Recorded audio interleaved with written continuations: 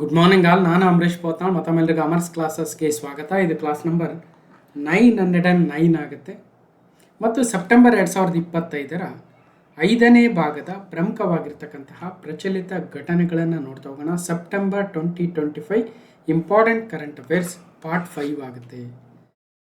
So ಮೊದಲನೇ ಬಾರಿಗೆ ನೋಡ್ತಾ ಇರ್ತಕ್ಕಂಥವ್ರಿಗೆ ಒಂದಷ್ಟು ಕಿರುಪರಿಚಯವೂ ಕೂಡ ಇದೆ, ನೋಡ್ಬೋದು.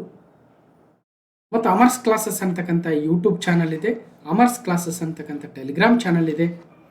ಇದರ PDF ಅನ್ನು ನೀವು ಟೆಲಿಗ್ರಾಮ್ ಚಾನಲಿಂದ ಡೌನ್ಲೋಡ್ ಮಾಡ್ಕೋಬೋದು. ಅದರ ಲಿಂಕನ್ನು ಡಿಸ್ಕ್ರಿಪ್ಷನ್ ಬಾಕ್ಸಲ್ಲಿ ಕೊಟ್ಟಿದ್ದೀನಿ, ಅಥವಾ ಅಮರ್ಸ್ ಕ್ಲಾಸಸ್ ಅಂತ ಸರ್ಚ್ ಮಾಡಿ ನೀವೇ ಜಾಯ್ನ್ ಆಗ್ಬೋದು. ಮತ್ತು ಮೊದಲ ಬಾರಿಗೆ ಫಸ್ಟ್ ಟೈಮ್ ಬಂದು ನೋಡ್ತಾ ಇರ್ತಾರೆ ಅಂಥವ್ರಿಗೆ ಒಂದಷ್ಟು ಕಿರುಪರಿಚಯವನ್ನು ಕೂಡ ಕೊಟ್ಟಿರ್ತಕ್ಕಂಥದ್ದು. ಯಾಕಂದರೆ ನಾವು ಒಬ್ಬ ಟೀಚರ್ನ ಫಾಲೋ ಮಾಡ್ತಾ ಇದ್ದೀವಿ ಅಂದರೆ ಅವರ ಕ್ವಾಲಿಫಿಕೇಷನ್ಸ್, ಅವರು ಈ ಫೀಲ್ಡಲ್ಲಿ ಆಲ್ರೆಡಿ ಪಾಠ ಮಾಡಿದಾರಾ, ಆಲ್ರೆಡಿ ಎಕ್ಸಾಮ್ಗಳನ್ನು ಬರೆದಿದ್ದಾರಾ, ಅವರ ಬ್ಯಾಕ್ಗ್ರೌಂಡ್ ಏನಂತಕ್ಕಂಥದ್ದು ಭಾಳ ಇಂಪಾರ್ಟೆಂಟ್ ಆಗುತ್ತೆ. ಯಾಕಂದರೆ ಆ ಅನುಭವ ಇದ್ದರೆ ಮಾತ್ರ ನಾವು ಇನ್ನೊಬ್ಬರಿಗೆ ಶೇರ್ ಮಾಡ್ಕೊಳ್ಳೋಕ್ಕಾಗುತ್ತೆ. ಆ ಅನುಭವದೊಂದಿಗೆ ಈಗ ಹಲವಾರು ವರ್ಷಗಳಿಂದ ವಿವಿಧ ಸ್ಪರ್ಧಾತ್ಮಕ ಪರೀಕ್ಷೆಗಳಿಗೆ ಪಾಠವನ್ನು ಮಾಡ್ತಾ ಇರ್ತಕ್ಕಂಥದ್ದು. ಸೊ ಗಮನಿಸಿ ಅಂತ ಹೇಳ್ತಾ, ಇತ್ತೀಚೆಗೆ HK ರೀಜನ್ದು ಇಂಡಸ್ಟ್ರಿಯಲ್ ಎಕ್ಸ್ಟೆನ್ಷನ್ ಆಫೀಸರ್ ಪರೀಕ್ಷೆ ನಡೆದಿತ್ತು. ಆ ಪರೀಕ್ಷೆಯ ಹಲವಾರು ವಿವಿಧ ವಿಷಯಗಳ ಪ್ರಶ್ನೆಗಳನ್ನು ಸಾಲ್ವ್ ಮಾಡಿರ್ತಕ್ಕಂತಹ ಆಯಾ ವಿಡಿಯೋಗಳ ಕ್ಲಾಸ್ ನಂಬರ್ಗಳನ್ನು ನೋಡಿ. 898 current affairs, 899 computer, 900 science and technology, 901 geography, ಹಾಗೆ 902 ಎಕನಾಮಿಕ್ಸ್, 903 ಪಾಲಿಟಿ. ಹೀಗೆ ಸ್ಪರ್ಧಾತ್ಮಕ ಪರೀಕ್ಷೆಗಳಿಗೆ ಆಲ್ಮೋಸ್ಟ್ ವಿವಿಧ ವಿಷಯಗಳನ್ನು ಇಲ್ಲಿ ಕಾಣ್ತಾ ಹೋಗ್ಬೋದು. ಕೇವಲ ಕರೆಂಟ್ ಅಫೇರ್ಸ್ ಅಲ್ಲ, ಕಂಪ್ಯೂಟರ್ ಅಲ್ಲ, ಪಾಲಿಟಿ ಅಲ್ಲ, ಎಕನಾಮಿಕ್ಸ್ ಅಲ್ಲ. ಸೊ ಒಂದು ಕಡೆ ಎಲ್ಲವೂ ಸಿಗ್ತಾ ಇರ್ತಕ್ಕಂಥದ್ದನ್ನು ಗಮನಿಸ್ಬೋದು. ಎ ಓಗೆ ನೋಡ್ಬೋದು, ಕಂಪ್ಯೂಟರ್ ವೀಡಿಯೋಸ್ ಇದ್ದಾವೆ ನೋಡಿ ಅಂತ ಹೇಳ್ತಾ. ಇಲ್ಲಿ ಪ್ಲೇ ಲಿಸ್ಟ್ಸ್ ಇದೆ. ಈ ಪ್ಲೇ ಲಿಸ್ಟಲ್ಲಿ ಬೇರೆ ಬೇರೆ ಇದ್ದಾವೆ. ಆ ಪ್ಲೇ ಲಿಸ್ಟನ್ನು ಸ್ವಲ್ಪ ಅಬ್ಸರ್ವ್ ಮಾಡೋಕೆ ಹೋಗಿ ಏನೇನಿದೆ ಚಾನಲಲ್ಲಿ ಅಂತ. ಓಕೆ, ಒಂದು ಕಡೆ ಇನ್ನು ಕರೆಂಟ್ ಅಫೇರ್ಸ್ ವೀಡಿಯೋಸ್ ಇದೆ. ಅದರಲ್ಲೂ ಪ್ರಮುಖವಾಗಿ 2025 ಈ ಬಾರಿ ಏನು ಮಾಡಿದ್ದೀವಿ ನಾವು, ಕರ್ನಾಟಕ ಬಜೆಟ್ನ ಕಂಪ್ಲೀಟಾಗಿ 6 ಪಾರ್ಟಲ್ಲಿ, ಕರ್ನಾಟಕ ಎಕನಾಮಿಕ್ ಸರ್ವೆನ 13 ಚಾಪ್ಟರ್ನ, India budget 4 part, India economic survey 9 part. ಭಾಳ ಜನ ಕೇಳ್ತಾರೆ, ಸರ್ ನಾವು 1:3 ಹೋಗಿದ್ವಿ, ಫೈನಲ್ ಸೆಲೆಕ್ಷನ್ ಆಗಲಿಲ್ಲ, ಇನ್ನೊಂದು 4-5 ಮಾರ್ಕ್ಸ್ ಕಮ್ಮಿ ಬಿದ್ವು, 4-5 ಕ್ವಶನ್ನು ಸರಿಯಾಗಿ ಮಾಡಿಬಿಟ್ಟಿದ್ರೆ ಜಾಬ್ ಆಗಿಬಿಟ್ಟಿರೋದು. ಅಲ್ರಿ, ಆ 4-5 ಕ್ವಶನ್ ಅಥವಾ 5-10 ಕ್ವಶನ್ ಇದಾವಲ್ಲ ಇಂಪಾರ್ಟೆಂಟು, ಆ 5-10 ಕ್ವಶನ್ ಪಡಿಬೇಕಂದ್ರೆ ಭಾಳ ಎಫರ್ಟ್ ಹಾಕಬೇಕು. ಅದಕ್ಕೆ ಬಜೆಟ್ ಓದಬೇಕು, ಎಕನಾಮಿಕ್ಸ್ ಸರ್ವೆ ಓದಬೇಕು, ಸೈನ್ಸ್ ಆ್ಯಂಡ್ ಟೆಕ್ನಾಲಜಿ ಓದಬೇಕು, ಮೆಂಟಲ್ ಎಬಿಲಿಟಿ ಓದಬೇಕು, ಅಥವಾ ಪಾಲಿಟಿಲಿ ಆಗಲಿ ಪಾಲಿಟಿಲಿ ಅಮೆಂಡ್ಮೆಂಟ್ಸ್ ಓದಬೇಕು, ಲ್ಯಾಂಡ್ಮಾರ್ಕ್ ಜಡ್ಜ್ಮೆಂಟ್ಸ್ ಓದಬೇಕು. ಈ ಥರದ್ದು ಅರ್ಧ ಪಾಲಿಟಿ ಓದೋದು ಒಂದೇ, ಅಮೆಂಡ್ಮೆಂಟ್ಸು, ಲ್ಯಾಂಡ್ಮಾರ್ಕ್ ಜಡ್ಜ್ಮೆಂಟ್ಸ್, ಈ ಥರ ಇಂಪಾರ್ಟೆಂಟ್ ಟಾಪಿಕ್ಸ್ ಓದೋದು ಒಂದೇ. ತಿಳ್ಕೊಳ್ರಿ, ಅದೇ ಫಂಡಮೆಂಟಲ್ ರೈಟ್ಸು, ಅದೇ ಫಂಡಮೆಂಟಲ್ ಡ್ಯೂಟೀಸ್ ಎಲ್ಲರೂ ಓದ್ತಾರೆ. ಎಲ್ಲರೂ ಓದೋದ್ರಲ್ಲಿ ನಮಗೇನು ಮಾರ್ಕ್ಸ್ ಬರುತ್ತೆ, ಅವ್ರದ್ದು ಅಷ್ಟೇ ಬರುತ್ತೆ, ನಮ್ಮದು ಅಷ್ಟೇ ಬರುತ್ತೆ. ಅವ್ರಿಗಿಂತ ಹೆಚ್ಚಿಗೆ ಒಂದು 5ರಿಂದ 10 ತೆಗಿಬೇಕಂದ್ರೆ ಅದಕ್ಕೆ ಬೇಕಾಗಿರ್ತಕ್ಕಂಥ ವಿಡಿಯೋಗಳು ಇದ್ದಾವೆ. ನೋಡಿ, ಯಾರಿಗೆ ಸಾಧ್ಯ ಇದೆ ನೋಡಿ ಅಂತ ಹೇಳ್ತಾ. ಮತ್ತು ಇನ್ನೊಂದು ಅಂದರೆ ಕ್ವಶನ್ ಪೇಪರ್ ಸಾಲ್ವ್ ಮಾಡಬೇಕು. ಕ್ವಶನ್ ಪೇಪರ್ ಸಾಲ್ವ್ ಮಾಡಿದಷ್ಟು ನಮ್ಮಲ್ಲಿ ಕಾನ್ಫಿಡೆನ್ಸ್ ಜಾಸ್ತಿ ಬೆಳೆಯುತ್ತೆ. ಸೊ ಸಾಕಷ್ಟು ಕ್ವಶನ್ ಪೇಪರ್ಗಳನ್ನು ಕೂಡ ಸಾಲ್ವ್ ಮಾಡಿದ್ದೀವಿ. ಸುಮಾರು 1100ಕ್ಕೂ ಹೆಚ್ಚಿನ ವಿಡಿಯೋಗಳಿದ್ದಾವೆ. ಈ ಎಲ್ಲ ವರ್ಕ್ಗೆ ನಿಮ್ಮ ಬೆಂಬಲ ಅತ್ಯಗತ್ಯ. ಯಾರಿಗೆ ಇದರ ಉಪಯೋಗ ಆಗುತ್ತೆ ಅನಿಸುತ್ತೆ ಅವರು ಅಮರ್ಸ್ ಡೈಮಂಡ್ ಕ್ಲಾಸಸ್ಗೆ ಜಾಯ್ನ್ ಆಗೋ ಮೂಲಕ ನಿಮಗೆ ಮತ್ತಷ್ಟು ವಿಡಿಯೋಗಳನ್ನು ಮಾಡಿಕೊಡಲು ನಮ್ಮ ಟೀಮ್ಗೆ ಸ್ಫೂರ್ತಿಯನ್ನು ನೀಡ್ತೀರಂತ ಭಾವಿಸ್ತಾ. ಸೊ ಏನೇ ಇಶ್ಯೂ ಇದ್ದರೂ ಕೂಡ ಜಾಯ್ನ್ ಆಗಬೇಕಾದ್ರೆ ನಮ್ಮ ಇಮೇಲ್ ಐಡಿಗೆ ಇಮೇಲ್ ಮಾಡಿ, amaresh.potnal@gmail.com ಅಂತ. ಸೊ ಪ್ರತಿ ಸ್ಲೈಡಲ್ಲೂ ಕೂಡ ನನ್ನ ಇಮೇಲ್ ಐಡಿ ಇದೆ. ಇಮೇಲ್ ಮಾಡಿ. ಇಮೇಲ್ ಮಾಡೋವಾಗ ನಿಮ್ಮ ಫೋನ್ ನಂಬರ್ ಹಾಕೋದನ್ನು ಮರಿಬೇಡಿ. ಬರೀ ಜಾಯ್ನ್ ಆಗೋ ಇಶ್ಯೂಸ್ ಅಲ್ಲ, ಬದಲಾಗಿ ನಿಮ್ಮ ಫ್ಯೂಚರ್ ರಿಲೇಟೆಡು, ನಿಮ್ಮ ಕೆರಿಯರ್ ಓರಿಯೆಂಟೆಡು, ಅಥವಾ ನಿಮ್ಮ ಎನಿ ಸೊಲ್ಯೂಷನ್ಸ್ ಬೇಕು ಅಂದರೂ ಕೂಡ, ಈಗ ಆಲ್ರೆಡಿ ಸಾವಿರಾರು ವಿದ್ಯಾರ್ಥಿಗಳಿಗೆ ನಾನೇ ಖುದ್ದಾಗಿ ಫೋನ್ ಮಾಡಿ ಮಾತಾಡ್ತಾ ಇದ್ದೀನಿ. ಸೊ ಯಾರಿಗಾದರೂ ಡೌಟ್ ಇದ್ದರೆ, ನಿಮ್ಮ ಏನಾದರೂ ಇಶ್ಯೂಸ್ ಇದ್ದರೆ ನನ್ನ ಇಮೇಲ್ ಐಡಿಗೆ ವಿತ್ ಯುವರ್ ಫೋನ್ ನಂಬರ್ ಹಾಕಿದರೆ ನಾನೇ ಫ್ರೀ ಟೈಮಲ್ಲಿ ಮಾತಾಡ್ತೀನಿ ಅಂತ ಹೇಳ್ತಾ, ಬನ್ನಿ ಹಾಗಾದರೆ ಏನಿದೆ ಈ ಒಂದು ಸೆಪ್ಟೆಂಬರ್ 2025 ಪ್ರಮುಖ ಪ್ರಚಲಿತ ಘಟನೆಗಳ 5ನೇ ಭಾಗದ ಮೊದಲ ಪ್ರಶ್ನೆ ಏನಿದೆ. Question number 1. ಬೆಂಗಳೂರಲ್ಲಿ ರೈಲ್ವೆ ಕಂಟೋನ್ಮೆಂಟ್ ಕಾಲೋನಿ ಇದೆ. ಬೆಂಗಳೂರಲ್ಲಿ ರೈಲ್ವೆ ಕಂಟೋನ್ಮೆಂಟ್ ಕಾಲೋನಿ ಆ ಕಾಲೋನಿಯಲ್ಲಿ 8.61 ಎಕರೆ ಪ್ರದೇಶವೂ ಕೂಡ ಇದೆ. ಹೌದು, ಬೆಂಗಳೂರಲ್ಲಿ ರೈಲ್ವೆ ಕಂಟೋನ್ಮೆಂಟ್ ಕಾಲೋನಿ ಇದೆ, ಅಲ್ಲಿ ಒಂದಷ್ಟು ಎಕರೆ ಪ್ರದೇಶವೂ ಕೂಡ ಇದೆ. ಯಾಕೆ ಸುದ್ದಿಯಲ್ಲಿದೆ ಅಂದರೆ ಅದನ್ನು ಜೀವ ವೈವಿಧ್ಯೆಯ ಪಾರಂಪರಿಕ ತಾಣ ಎಂದು ರಾಜ್ಯ ಸರ್ಕಾರ ಘೋಷಿಸಿದೆ. ಬಯೋಡೈವರ್ಸಿಟಿ ಹೆರಿಟೇಜ್ ಸೈಟ್ ಅಂತ, ಜೀವ ವೈವಿಧ್ಯ ಪಾರಂಪರಿಕ ತಾಣ. The state government has declared an 8.61 acre area of Bengaluru's railway cantonment colony as a biodiversity heritage site. ಆ ಮೂಲಕ ಕರ್ನಾಟಕ ರಾಜ್ಯದಲ್ಲಿ ಇವತ್ತು ಒಟ್ಟಾರೆಯಾಗಿ ಜೀವ ವೈವಿಧ್ಯ ಪಾರಂಪರಿಕ ತಾಣಗಳ ಸಂಖ್ಯೆ 15ಕ್ಕೆ ಏರಿದೆ. ಹಾಗಾದರೆ ಇನ್ನು 14 ಯಾವ್ಯಾವು? ಈ ಕರ್ನಾಟಕ ಜೀವ ವೈವಿಧ್ಯ ಪಾರಂಪರಿಕ ತಾಣಗಳ ಬಗ್ಗೆನೇ ಒಂದು ಸಪ್ರೇಟ್ ಡೆಡಿಕೇಟೆಡ್ ವಿಡಿಯೋ ಮಾಡಿದ್ದೆ. ಅವೆಲ್ಲವೂ ಕೂಡ ಅದೇ ಹೇಳಿದ್ದೀನಲ್ವ, 5ರಿಂದ 10 ಮಾರ್ಕ್ಸ್ ಹೆಚ್ಚಿಗೆ ತೆಗಿಬೇಕು ಅಂದರೆ ಬಹಳ ಓದಬೇಕು. ಅರ್ಥ ಮಾಡ್ಕೊಳ್ರಿ. ಈಗ ಒಬ್ಬ ವಿದ್ಯಾರ್ಥಿ ಇದ್ದಾನೆ, ಅವನು ಆಲ್ರೆಡಿ 80 ಮಾರ್ಕ್ಸ್ ತೆಗಿತಾ ಇದ್ದಾನೆ. ಇನ್ನೊಬ್ಬ ವಿದ್ಯಾರ್ಥಿ ಇದ್ದಾನೆ, ಅವನು ಆಲ್ರೆಡಿ 40 ಮಾರ್ಕ್ಸ್ ತೆಗಿತಾ ಇದ್ದಾನೆ. 40 ಋಣ 70ವರೆಗೂ ಆರಾಮಾಗಿ ಹೋಗ್ಬೋದು ಸ್ವಲ್ಪ ಎಫರ್ಟ್ ಹಾಕಿದರೆ. ಆದರೆ 80 ತೆಗೆದವನು 90ಕ್ಕೆ ಹೋಗ್ಬೇಕಂದ್ರೆ ಭಾಳ ಎಫರ್ಟ್ ಹಾಕಬೇಕು. ಅರ್ಥ ಮಾಡ್ಕೊಳ್ರಿ. ಅದೇ ರೀತಿಯಾಗಿ ನಾವೀಗ ಆಲ್ರೆಡಿ 60ರಿಂದ 65 ಮಾರ್ಕ್ಸ್ ತೆಗಿತಾ ಇರ್ತೀವಿ. ಈ 65ರಿಂದ 75ಕ್ಕೆ ಹೋಗ್ಬೇಕಂದ್ರೆ ಈ 10 ಮಾರ್ಕ್ಸ್ ಜಾಸ್ತಿ ಮಾಡ್ಬೇಕಂದ್ರೆ ಅರ್ಧಕ್ಕರ್ಧ ಎಫರ್ಟ್ ಜಾಸ್ತಿ ಹಾಕಬೇಕು. ಇಂಥವೆಲ್ಲ ಬಯೋಡೈವರ್ಸಿಟಿ ಹೆರಿಟೇಜ್ ಸೈಟ್ಸು ಅಥವಾ ಬೇರೆ ಬೇರೆ environmental topics, science and technology topics, ಪಾಲಿಟಿಯಲ್ಲೇ ಮತ್ತೆ ಡಿಫಿಕಲ್ಟ್ ಟಾಪಿಕ್ಸು, ಜಿಯೋಗ್ರಫಿಯಲ್ಲೇ ಮತ್ತೆ ಡಿಫಿಕಲ್ಟ್ ಟಾಪಿಕ್ಸು, ಹಿಸ್ಟ್ರಿಯಲ್ಲೇ ಮತ್ತಷ್ಟು ಅಲ್ವಾ, ಅವೆಲ್ಲವನ್ನು ತಿಳ್ಕೊಂಡಾಗ ಮಾತ್ರ ಹೆಚ್ಚಿಗೆ ಮಾರ್ಕ್ಸ್ ತೆಗೆಯೋದಕ್ಕೆ ಸಾಧ್ಯ. ನಮ್ಮ ವಿಡಿಯೋಗಳು ಆಲ್ಮೋಸ್ಟು ಆ ರೀತಿಯ ಹಲವಾರು ವಿಡಿಯೋಗಳನ್ನು ಮಾಡಿಕೊಟ್ಟಿದ್ದೀನಿ, ಹೋಗಿ ನೋಡಿ ಅಂತ ಹೇಳ್ತಾ ಬನ್ನಿ. ಏನಿದೆ ಹಾಗಾದರೆ ಆರ್ಟಿಕಲ್. 8.61 ಎಕರೆಯ ರೈಲ್ವೆ ಕಂಟೋನ್ಮೆಂಟ್ ಕಾಲೋನಿಯ ವೃಕ್ಷ ಪ್ರದೇಶ ಏನಿದೆ ಅದನ್ನು ಪರಿಸರವಾದಿಗಳು ಹೋರಾಟವನ್ನು ಮಾಡಿ ಜಯವನ್ನು ಪಡೆದಿದ್ದಾರೆ.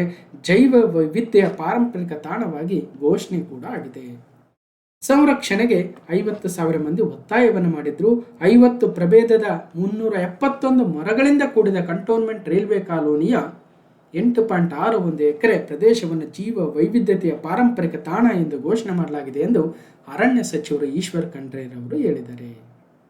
ಓಕೆ, ಹಾಗಾಗಿ ಇದು ಬೆಂಗಳೂರಿನ 2ನೇ ಜೀವ ವೈವಿಧ್ಯ ತಾಣವಾಗ್ತಾ ಇದೆ. ಗಮನಿಸಿ, ಬೆಂಗಳೂರಿನ ಕೃಷಿ ವಿವಿ GKVKಯ 167 ಹೆಕ್ಟೇರ್ ಆವರಣದ ನಂತರ ಅಂದರೆ ಈಗ ಆಲ್ರೆಡಿ ಬೆಂಗಳೂರಲ್ಲಿ GKVK ಕ್ಯಾಂಪಸ್ ಏನಿದೆ, GKVK ಕ್ಯಾಂಪಸ್ಸನ್ನು ಕೂಡ ಒಂದು ಬಯೋಡೈವರ್ಸಿಟಿ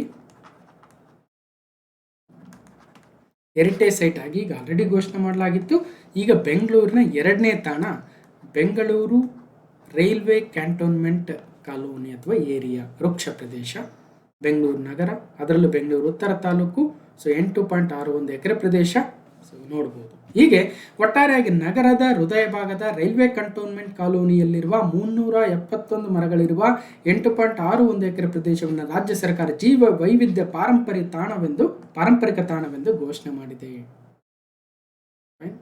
ಅದಕ್ಕೆಲ್ಲ ಸಾಕಷ್ಟು ಹೋರಾಟವನ್ನು ಮಾಡಿದ್ರು. ಒಂದು ಹೆಸರನ್ನು ತೆಗೆದುಕೊಳ್ಳೋದಾದರೆ ಮಾಜಿ ಶಾಸಕರು AT ರಾಮಸ್ವಾಮಿರವರು ಪರಿಸರಕ್ಕಾಗಿ ನಾವು ಎನ್ನುವ ಸಂಘಟನೆಯನ್ನು ಕಟ್ಟಿಕೊಂಡು ನಿರಂತರ ಹೋರಾಟವನ್ನು ಮಾಡಿದ್ರು. 371 ಮರ ಜೀವ ವೈವಿಧ್ಯ ಪಾರಂಪರಿಕ ತಾಣ ಸೊ ಘೋಷಣೆ ಆದಂತಾಯಿತು. ಮತ್ತಷ್ಟು ಡೀಟೇಲ್ಸ್ ಇದೆ, ಇದರ PDF ಕೊಡ್ತೀನಿ. PDF ಕೊಟ್ಟಾಗ ಡೌನ್ಲೋಡ್ ಮಾಡ್ಕೊಂಡು ನೋಡ್ಕೋಬೋದು. ಒಂದು ಟೆಲಿಗ್ರಾಮ್ ಚಾನಲಲ್ಲಿ ಹಾಕ್ತೀನಿ, ಇಲ್ಲ ಯೂಟ್ಯೂಬ್ ಕಮ್ಯುನಿಟಿ ಪೋಸ್ಟಲ್ಲಿ ಹಾಕಿರ್ತೀನಿ, ಅಲ್ಲಿಂದ ತೆಗೆದುಕೊಳ್ಳಿ.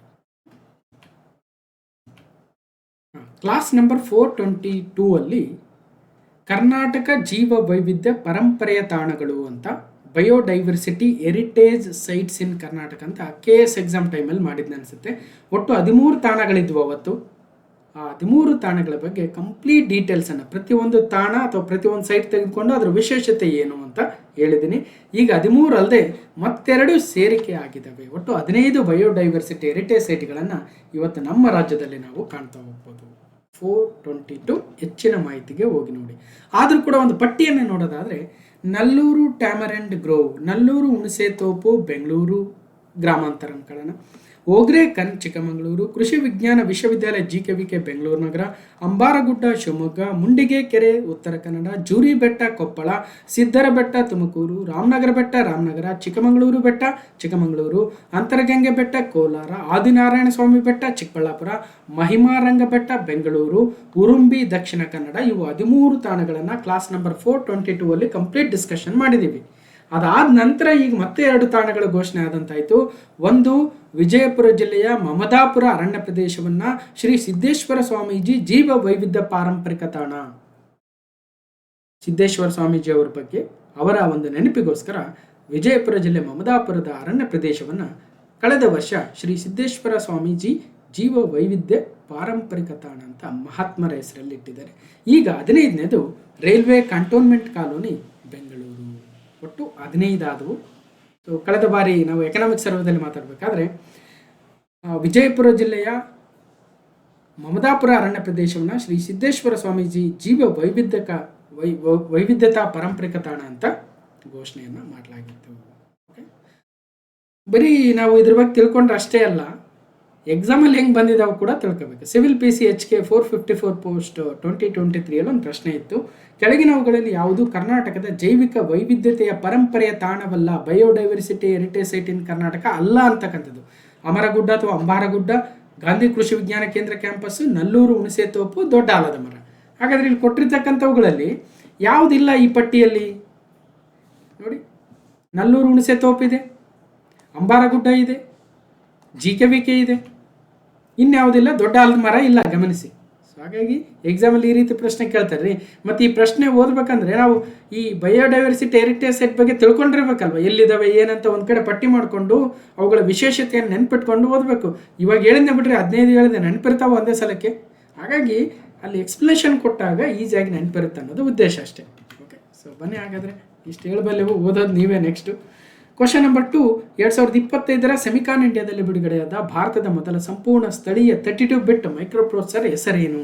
What is the name of the India's first fully indigenous 32 bit microprocessor launched at Semicon India 2025?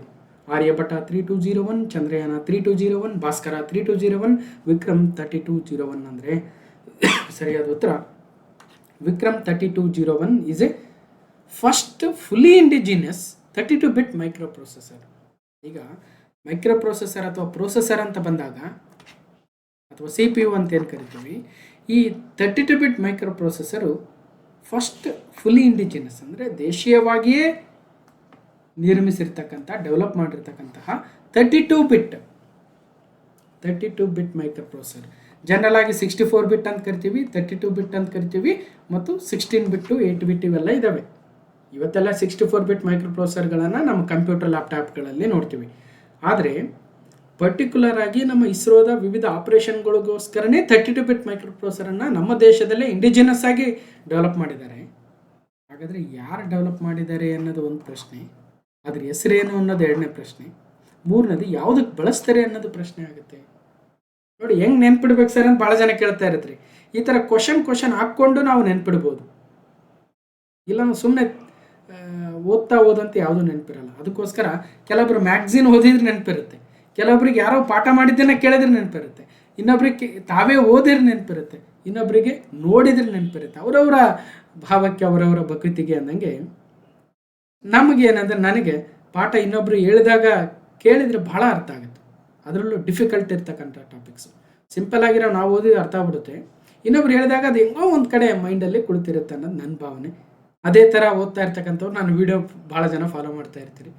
So India's first fully indigenous 32 bit micro processor is Vikram 3201. ಮೊನ್ನೆ ಸೆಮಿಕಾನ್ ಇಂಡಿಯಾ ಕಾನ್ಫರೆನ್ಸಲ್ಲಿ ವಿಕ್ರಮ್ ಹೆಸರಿನ 32 bit micro ಪ್ರೊಸೆಸರನ್ನು ಕೇಂದ್ರ ಮಾಹಿತಿ ತಂತ್ರಜ್ಞಾನ ಸಚಿವರು ಅಶ್ವಿನಿ ವೈಷ್ಣವ್ ಅವರು ಮಾನ್ಯ ಪ್ರಧಾನಿ ಮೋದಿ ಅವರಿಗೆ ಹಸ್ತಾಂತರಿಸಿದರು. ಇಸ್ರೋ ಸೆಮಿಕಂಡಕ್ಟರ್ ಪ್ರಯೋಗಾಲಯದಲ್ಲಿ ಸಿದ್ಧವಾಗಿರುವ ಈ ವಿಕ್ರಮ್ 32 ಚಿಪ್ ಅನ್ನು ಕಠಿಣ ಉಡಾವಣಾ ಪರಿಸ್ಥಿತಿಗಳಲ್ಲಿ ಉಡಾವಣೆಗೊಂಡ ರಾಕೆಟ್ಗಳನ್ನು ನಿಯಂತ್ರಿಸಲು ಇದನ್ನು ಬಳಸ್ತಾರೆ. ಓಕೆ, ಸೊ ಇನ್ನೇನು ಮಾಹಿತಿ ಇದೆ, ಒಂದಷ್ಟು ಡೀಟೇಲ್ಸ್ ಕೂಡ ಇದೆ ನೋಡಿ. ಇದನ್ನು ಯಾರು ಡೆವಲಪ್ ಮಾಡಿದ್ದಾರೆ ಅಂತ ಕೇಳಿದರೆ ಇಸ್ರೋದವರು. ಅದರಲ್ಲೂ ಇಸ್ರೋದ ವಿಕ್ರಮ್ ಸಾರಾಭಾಯಿ ಸೆಂಟರ್ ಅವರು, ಯಾರು? ವಿಕ್ರಮ್ ಸಾರಾಭಾಯಿ ಸೆಂಟರ್ ಇಸ್ರೋ. ಮತ್ತು ಇದನ್ನು ಏನು ಫ್ಯಾಬ್ರಿಕೇಟ್ ಮಾಡಿರೋರು SCL ಚಂಡೀಗಢ, SCL ಅಥವಾ ಸೆಮಿಕಂಡಕ್ಟರ್ ಲ್ಯಾಬೊರೇಟರಿ ಚಂಡೀಗಢ ಅವರು ಇದನ್ನು ಫ್ಯಾಬ್ರಿಕೇಟ್ ಮಾಡಿದ್ದಾರೆ. ಭಾರತವು ತನ್ನ ಮೊದಲ ಸಂಪೂರ್ಣ ಸ್ಥಳೀಯ 32 ಬಿಟ್ ಮೈಕ್ರೋ ಪ್ರೊಸೆಸರ್ ವಿಕ್ರಮ್ 3201 ಅನ್ನು ಸೆಮಿಕಾನ್ ಇಂಡಿಯಾ 2025 ಅನಾವರಣಗೊಳಿಸಿತು. It is designed by Vikram Sarabhai space centre, mostly ತಿರುವನಂತಪುರದಲ್ಲಿದೆ, and fabricated by Indian space research organisation's semiconductor laboratory SCL Chandigarh. ಯಾರು ಅಂತ ಕೇಳಿಬಿಡ್ತಾರೆ, ಅದಕ್ಕೋಸ್ಕರ ಈ ವಿಕ್ರಮ್ 3201 ಒಂದು ರೀತಿಯಲ್ಲಿ ಡಿಫ್ರೆಂಟ್ ಆಗಿ ರಾಕೆಟ್ಗಳು ಮತ್ತು ಉಪಗ್ರಹಗಳಿಗಾಗಿ ಸ್ಪೆಷಲ್ ಆಗಿ ವಿನ್ಯಾಸ ಮಾಡಲಾಗಿರ್ತಕ್ಕಂಥದ್ದು. ಸ್ಮಾರ್ಟ್ಫೋನು, ಲ್ಯಾಪ್ಟಾಪ್ಗಳ ಪ್ರೊಸೆಸರ್ಗಳಿಗಿಂತ ಬಹಳ ಭಿನ್ನವಾಗಿರುತ್ತೆ. ಓಕೆ, 2009ರಿಂದ ಇಸ್ರೋ ಉಡಾವಣೆ ಮಾಡುವ ವಾಹನಗಳಲ್ಲಿ 16 ಬಿಟ್ ಪ್ರೊಸೆಸರ್ ವಿಕ್ರಮ್ 1601 ಈಗ ಆಲ್ರೆಡಿ ಬಳಸ್ತಾ ಇದ್ದಾರೆ. ಅದನ್ನು ಅಪ್ಗ್ರೇಡ್ ಮಾಡಿ ವಿಕ್ರಮ್ 3201 ಆಗಿ ಮಾಡಲಾಗಿದೆ. ಅದು 16 ಬಿಟ್ ಇತ್ತು, ಇದು 32 ಬಿಟ್. ಬಿಟ್ ಅಂದ್ರೆ ಏನು? ಈಗ ಬೈನರಿ ಡಿಜಿಟ್ಸಲ್ಲಿ ಎರಡಿದೆ, ಒಂದು 0 ಇನ್ನೊಂದು 1. ಇವೆರಡು ಬಿಟ್. ಬೈನರಿ ಅಂದ್ರೆ ಏನು? 2, 0 1 ಇನ್ನೊಂದು 1. ಈ ಎರಡು ಬಿಟ್ಗಳನ್ನೇ ಅಥವಾ ಈ ಎರಡು ಡಿಜಿಟ್ಗಳನ್ನೇ ಬಳಸೋದು ನಾವು. ಅದು ಕಂಪ್ಯೂಟರ್ ಅಂಡರ್ಸ್ಟ್ಯಾಂಡಬಲ್ ಲ್ಯಾಂಗ್ವೇಜಲ್ಲಿ, ಮಷಿನ್ ಲ್ಯಾಂಗ್ವೇಜಲ್ಲಿ. ಈಗ ಈ ಬಿಟ್ಗಳನ್ನು ನಾನು 1 0 1 1 ಅಂತ ಕರಿತೀನಿ. ಎಷ್ಟು ಬಿಟ್ ಆದ್ವು ಈಗ? 1 2 3 4. ಈ 4 ಬಿಟ್ಗಳನ್ನು ನಿಬ್ಬಲ್ ಅಂತ ಕರಿತೀವಿ. ನಿಬ್ಬಲ್, ಒಂದು ನಿಬ್ಬಲ್ ಆಯಿತು. ಇನ್ನೊಂದು ನಿಬ್ಬಲ್ ಬರಿತೀವಿ ನೋಡ್ರಿ, 1 1 0 1. ಇದು ಇನ್ನೊಂದು ನಿಬ್ಬಲ್. 4 ಬಿಟ್ಸ್ ಅಂದರೆ ಒಂದು ನಿಬ್ಬಲ್, 4 ಬಿಟ್ಸ್. ಈ ಒಂದು ನಿಬ್ಬಲ್ ಇನ್ನೊಂದು ನಿಬ್ಬಲ್, ಎರಡು ನಿಬ್ಬಲ್ಗಳನ್ನ ಕಂಬೈನ್ ಮಾಡೋಣ. ಫಸ್ಟ್ ನಿಬ್ಬಲ್ ಏನು? 1 0 1 1. ಸೆಕೆಂಡ್ ನಿಬ್ಬಲ್ ಏನು? 1 1 0 1. ಒಟ್ಟು ಎಷ್ಟು ಬಿಟ್ ಆದವು? 8 ಬಿಟ್ ಆದವು. ಈ 8 ಬಿಟ್ ಅಂದರೆ 1 ಬೈಟ್. ಈ 8 ಬಿಟ್ಟು ಇನ್ನೊಂದು 8 ಬಿಟ್ ಸೇರಿಸಿದ್ರೆ 16 ಬಿಟ್ ಆಗುತ್ತೆ. ಆ 16 ಬಿಟ್ ಪ್ರೊಸೆಸರ್ ವಿಕ್ರಮ್ದು ಮೆಮೊರಿ ಕೆಪಾಸಿಟಿ ಕಡಿಮೆ. ಅದೇ 32 ಬಿಟ್ ವಿಕ್ರಮ್ 3201 ಮೆಮೊರಿ ಕೆಪಾಸಿಟಿ ಜಾಸ್ತಿ. ಹಾಗಾಗಿ ಒಟ್ಟಾರೆಯಾಗಿ ಅಡ್ವಾನ್ಸ್ಡ್ ಸಿಸ್ಟಮನ್ನು ನಮ್ಮ ಇಸ್ರೋ ಇವತ್ತು ಬಳಸ್ತಾ ಇದೆ ಉಪಗ್ರಹ ಉಡಾವಣೆಗಳಲ್ಲಿ ಅನ್ನೋದನ್ನು ತಿಳ್ಕೊಳ್ಳೋಣ. Okay, first made in India chip ಅಂತ, ಮತ್ತೆ ಅದನ್ನು ನೆನ್ಪಿಡ್ಬೇಕು. 32 ಬಿಟ್ ಚಿಪ್ ವಿಕ್ರಮ್. ಚಿಪ್ ಅಂದ್ರೆ ಅಷ್ಟೇ, ಮೈಕ್ರೋ ಪ್ರೊಸೆಸರ್ ಅಂದ್ರೆ ಅಷ್ಟೇ, CPU ಅಂದ್ರೆ ಅಷ್ಟೇ, ಜಸ್ಟ್ ಪ್ರೊಸೆಸರ್ ಅಂದ್ರೂ ಕೂಡ ಅಷ್ಟೇ. ಓಕೆ, ಇಲ್ಲಿ ಡಿಫ್ರೆನ್ಸಸ್ ಕೊಟ್ಟಿದ್ದೀನಿ. 16 ಬಿಟ್ ಪ್ರೊಸೆಸರ್ ಮತ್ತು 32 ಬಿಟ್ ಪ್ರೊಸೆಸರ್ಗಿರ್ತಕ್ಕಂತಹ ವ್ಯತ್ಯಾಸಗಳನ್ನು. ಒಂದು ಡೇಟಾ ಪ್ರೊಸೆಸಿಂಗು ರಿಜಿಸ್ಟರ್ ಸೈಜ್ ಆಗಿರ್ಬೋದು ಅಥವಾ ಅದರ ಮೆಮೊರಿ ಅಡ್ರೆಸಸ್ ಆಗಿರ್ಬೋದು. ಇದು 16 ಬಿಟ್ದು ಜಸ್ಟ್ 64 KB ಮೆಮೊರಿ ಹೊಂದಿದ್ರೆ 32 ಬಿಟ್ದು 4 GB ಮೆಮೊರಿಯನ್ನು ಹೊಂದಬಹುದು. ಹಾಗಾಗಿ ಹೆಚ್ಚಿನ ಪ್ರೊಸೆಸಿಂಗ್ ಕೆಪಬಿಲಿಟಿ, ಹೆಚ್ಚಿನ ಮೆಮೊರಿ ಕೆಪಬಿಲಿಟಿಯನ್ನು ಈ 32 ಬಿಟ್ ವಿಕ್ರಮ್ 3201 ಪ್ರೊಸೆಸರು ಹೊಂದಿರುತ್ತದೆ. ಅಷ್ಟು ಸಾಕೇನು, ಉಳಿದ ಕಂಪ್ಯೂಟರ್ ವಿಡಿಯೋಸಲ್ಲಿ ಹೇಳಿದ್ದೀನಿ, ಅಲ್ಲಿ ಹೋಗಿ ನೋಡಿ. ಓಕೆ, ಇನ್ನು ಮೂರನೇ ಪ್ರಶ್ನೆ, ಮತ್ತೊಂದು science and technology kind of A ಪ್ರಶ್ನೆ ಇದೆ. ಸಣ್ಣ ಉಪಗ್ರಹ ಉಡಾವಣಾ ವಾಹನ, SSLV ಅಂತ ಕರಿತೀವಿ. ಏನು? Small satellite launch vehicle. ಈಗ ಸಣ್ಣ ಪುಟ್ಟ ಸ್ಯಾಟಲೈಟ್ ಉಡಾವಣೆಗೂ ಕೂಡ ನಮ್ಮ PSLV GSLV ಬಳಸೋಕ್ಕಾಗಲ್ಲ, ಅವು ಕಾಸ್ಟ್ ಜಾಸ್ತಿ. ಅದಕ್ಕೋಸ್ಕರ 500 kg, ಏನು 500 kg ಇರ್ತಕ್ಕಂತಹ ಸ್ಯಾಟಲೈಟ್ಗಳನ್ನು ಲಾಂಚ್ ಮಾಡಬೇಕಾದ್ರೆ ಸಣ್ಣ ಉಡಾವಣಾ ವಾಹನ ಬಳಸಿದ್ರೆ ಸಾಕು. ಯಾಕೆ ನಮ್ಮ PSLV GSLVನ ಬಳಸಬೇಕು? ಅವೆಲ್ಲ 2000 3000 4000 kg ಇದ್ರೆ ಬಳಸ್ತೀವಿ. ಹಾಗಾಗಿ ಈ ಸಣ್ಣ ಉಪಗ್ರಹ ಉಡಾವಣಾ ವಾಹನ, ಸ್ಮಾಲ್ ಸ್ಯಾಟಲೈಟ್ ಲಾಂಚ್ ವೆಹಿಕಲ್ಗಳನ್ನು ತಯಾರು ಮಾಡೋದ್ರಂತ ಇಸ್ರೋ ಒಂದು ಅಡಿ ಇಟ್ಟಿತ್ತು. ಈಗ ಏನು ಮಾಡ್ತಾ ಇದೆ, ಆ SSLV ಮ್ಯಾನುಫ್ಯಾಕ್ಚರ್ ಮಾಡ್ತಕ್ಕಂತಹ ತಂತ್ರಜ್ಞಾನದ ವರ್ಗಾವಣೆಗಾಗಿ ಇವತ್ತು ನ್ಯೂ ಸ್ಪೇಸ್ ಇಂಡಿಯಾ ಲಿಮಿಟೆಡ್, ಇಸ್ರೋದ ಕಮರ್ಷಿಯಲ್ ಎಂಟಿಟಿ, ಮತ್ತು ಸ್ವತಃ ಇಸ್ರೋ ಮತ್ತು ಇಂಡಿಯನ್ ಸ್ಪೇಸ್ನ ಏನಂತೀವಿ ನಾವು, ಇನ್ಸ್ಪೇಸ್ ಅಂತ ಕರಿತೀವಿ. ಇನ್ಸ್ಪೇಸ್ ಅಂತಕ್ಕಂಥ ಸಂಸ್ಥೆ, space promotion and authorisation centre ಏನೋ ಇರಬೇಕು, ಇನ್ಸ್ಪೇಸ್ ಅವರು, ಮತ್ತು ನಮ್ಮ HAL, ಈ 4 ಸಂಸ್ಥೆಗಳು ಇವತ್ತು ಒಪ್ಪಂದಕ್ಕೆ ಬಂದಿದ್ದಾವೆ.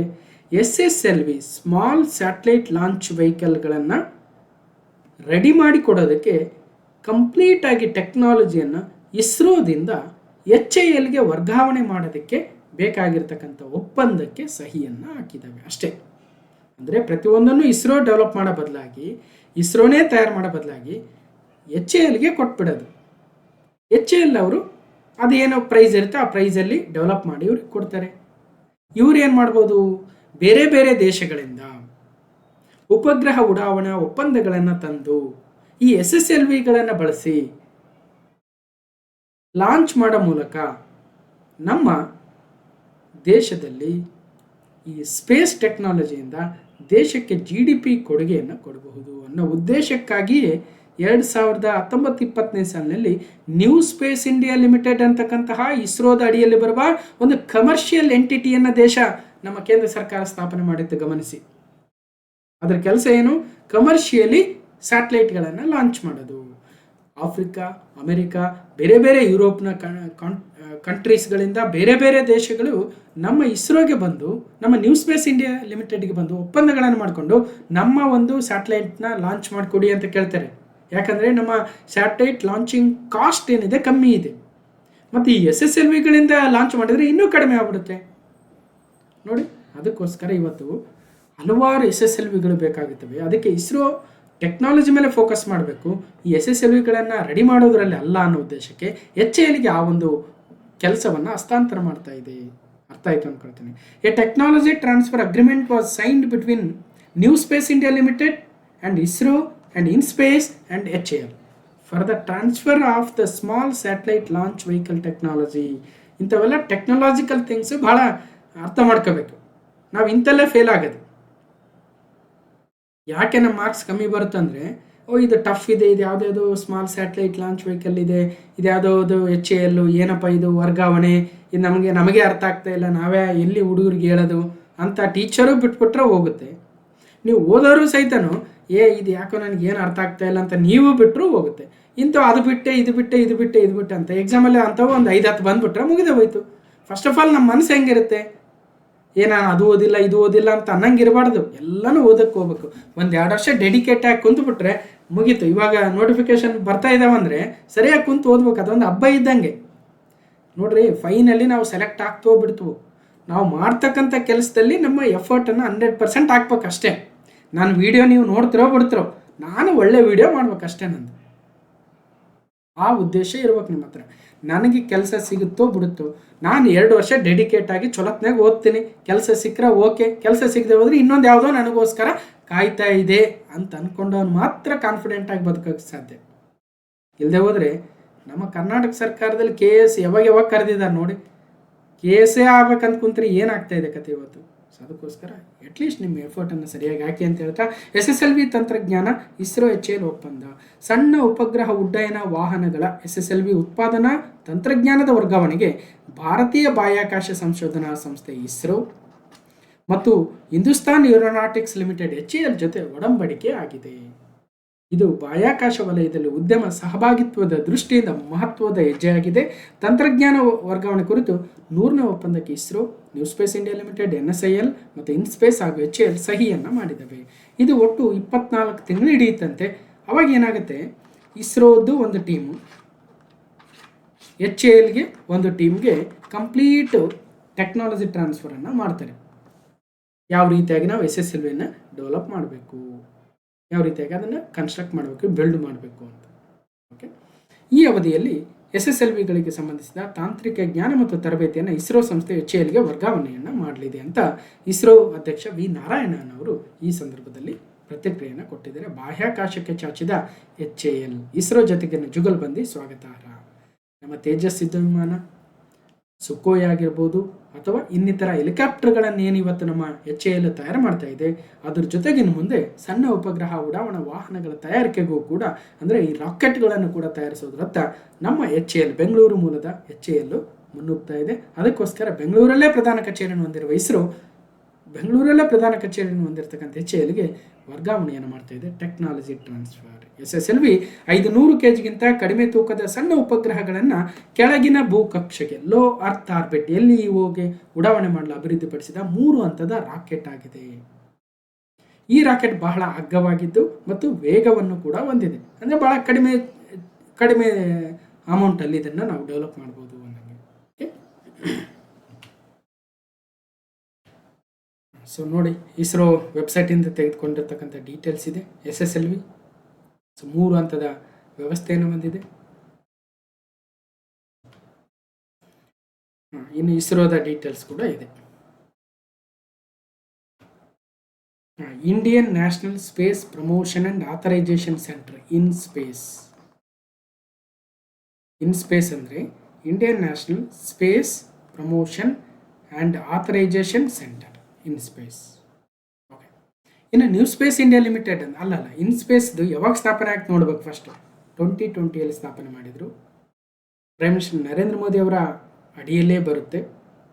ಓಕೆ, ಇನ್ನು ಇದರ ಪ್ರಧಾನ ಕಚೇರಿ ಅಹಮದಾಬಾದಲ್ಲಿದೆ. ಗಮನಿಸಿ, ಇನ್ಸ್ಪೇಸ್ ಪ್ರಧಾನ ಕಚೇರಿ ಅಹಮದಾಬಾದ್. ಅದೇ ನ್ಯೂ ಸ್ಪೇಸ್ ಇಂಡಿಯಾ ಲಿಮಿಟೆಡ್ NSILನ ಪ್ರಧಾನ ಕಚೇರಿ ನಮ್ಮ ಬೆಂಗಳೂರಲ್ಲಿದೆ ಮತ್ತು ಇದು 2019 ಸ್ಥಾಪನೆ ಆಗಿತ್ತು, ಮಾರ್ಚ್ 6. ಇದೊಂದು ಕಮರ್ಷಿಯಲ್ ವಿಂಗ್ ಅಂತ ಕರಿಬೋದು, ಇಸ್ರೋದ ಕಮರ್ಷಿಯಲ್ ವಿಂಗ್. ಇನ್ನು Hindustan aeronautics limited HAL again ನಮ್ಮ ಬೆಂಗಳೂರು ಮೂಲದ ಒಂದು ಸೆಂಟ್ರಲ್ ಸೆಕ್ಟರ್ ಆರ್ಗನೈಜೇಷನ್ ಆಗುತ್ತೆ, ಪಬ್ಲಿಕ್ ಸೆಕ್ಟರ್ ಆರ್ಗನೈಜೇಷನ್. ಇದು 22 ಡಿಸೆಂಬರ್ 1940 ಸ್ಥಾಪನೆ ಆಗಿತ್ತು. ಓಕೆ, ಈಗ DK ಸುನೀಲ್ ಅವರು ಚೇರ್ಮನ್ ಆ್ಯಂಡ್ MD ಆಗಿದ್ದಾರೆ ಹಿಂದೂಸ್ತಾನ್ ಏರೋನಾಟಿಕ್ಸ್ ಲಿಮಿಟೆಡ್ HAL. ನೋಡ್ಬೋದು. ಇನ್ನು ಕ್ವಶನ್ ನಂಬರ್ 4, ರಾಜ್ಯ ಸರ್ಕಾರವು B ದಿನೇಶ್ ಅವರನ್ನು Shri Jayadeva institute of cardiovascular sciences and ರಿಸರ್ಚ್ನ ನಿರ್ದೇಶಕರನ್ನಾಗಿ ನೇಮಿಸಿದೆ. The state government appointed B Dinesh as a director of the Sri Jayadeva Institute of Cardiovascular Sciences and Research, Bengaluru.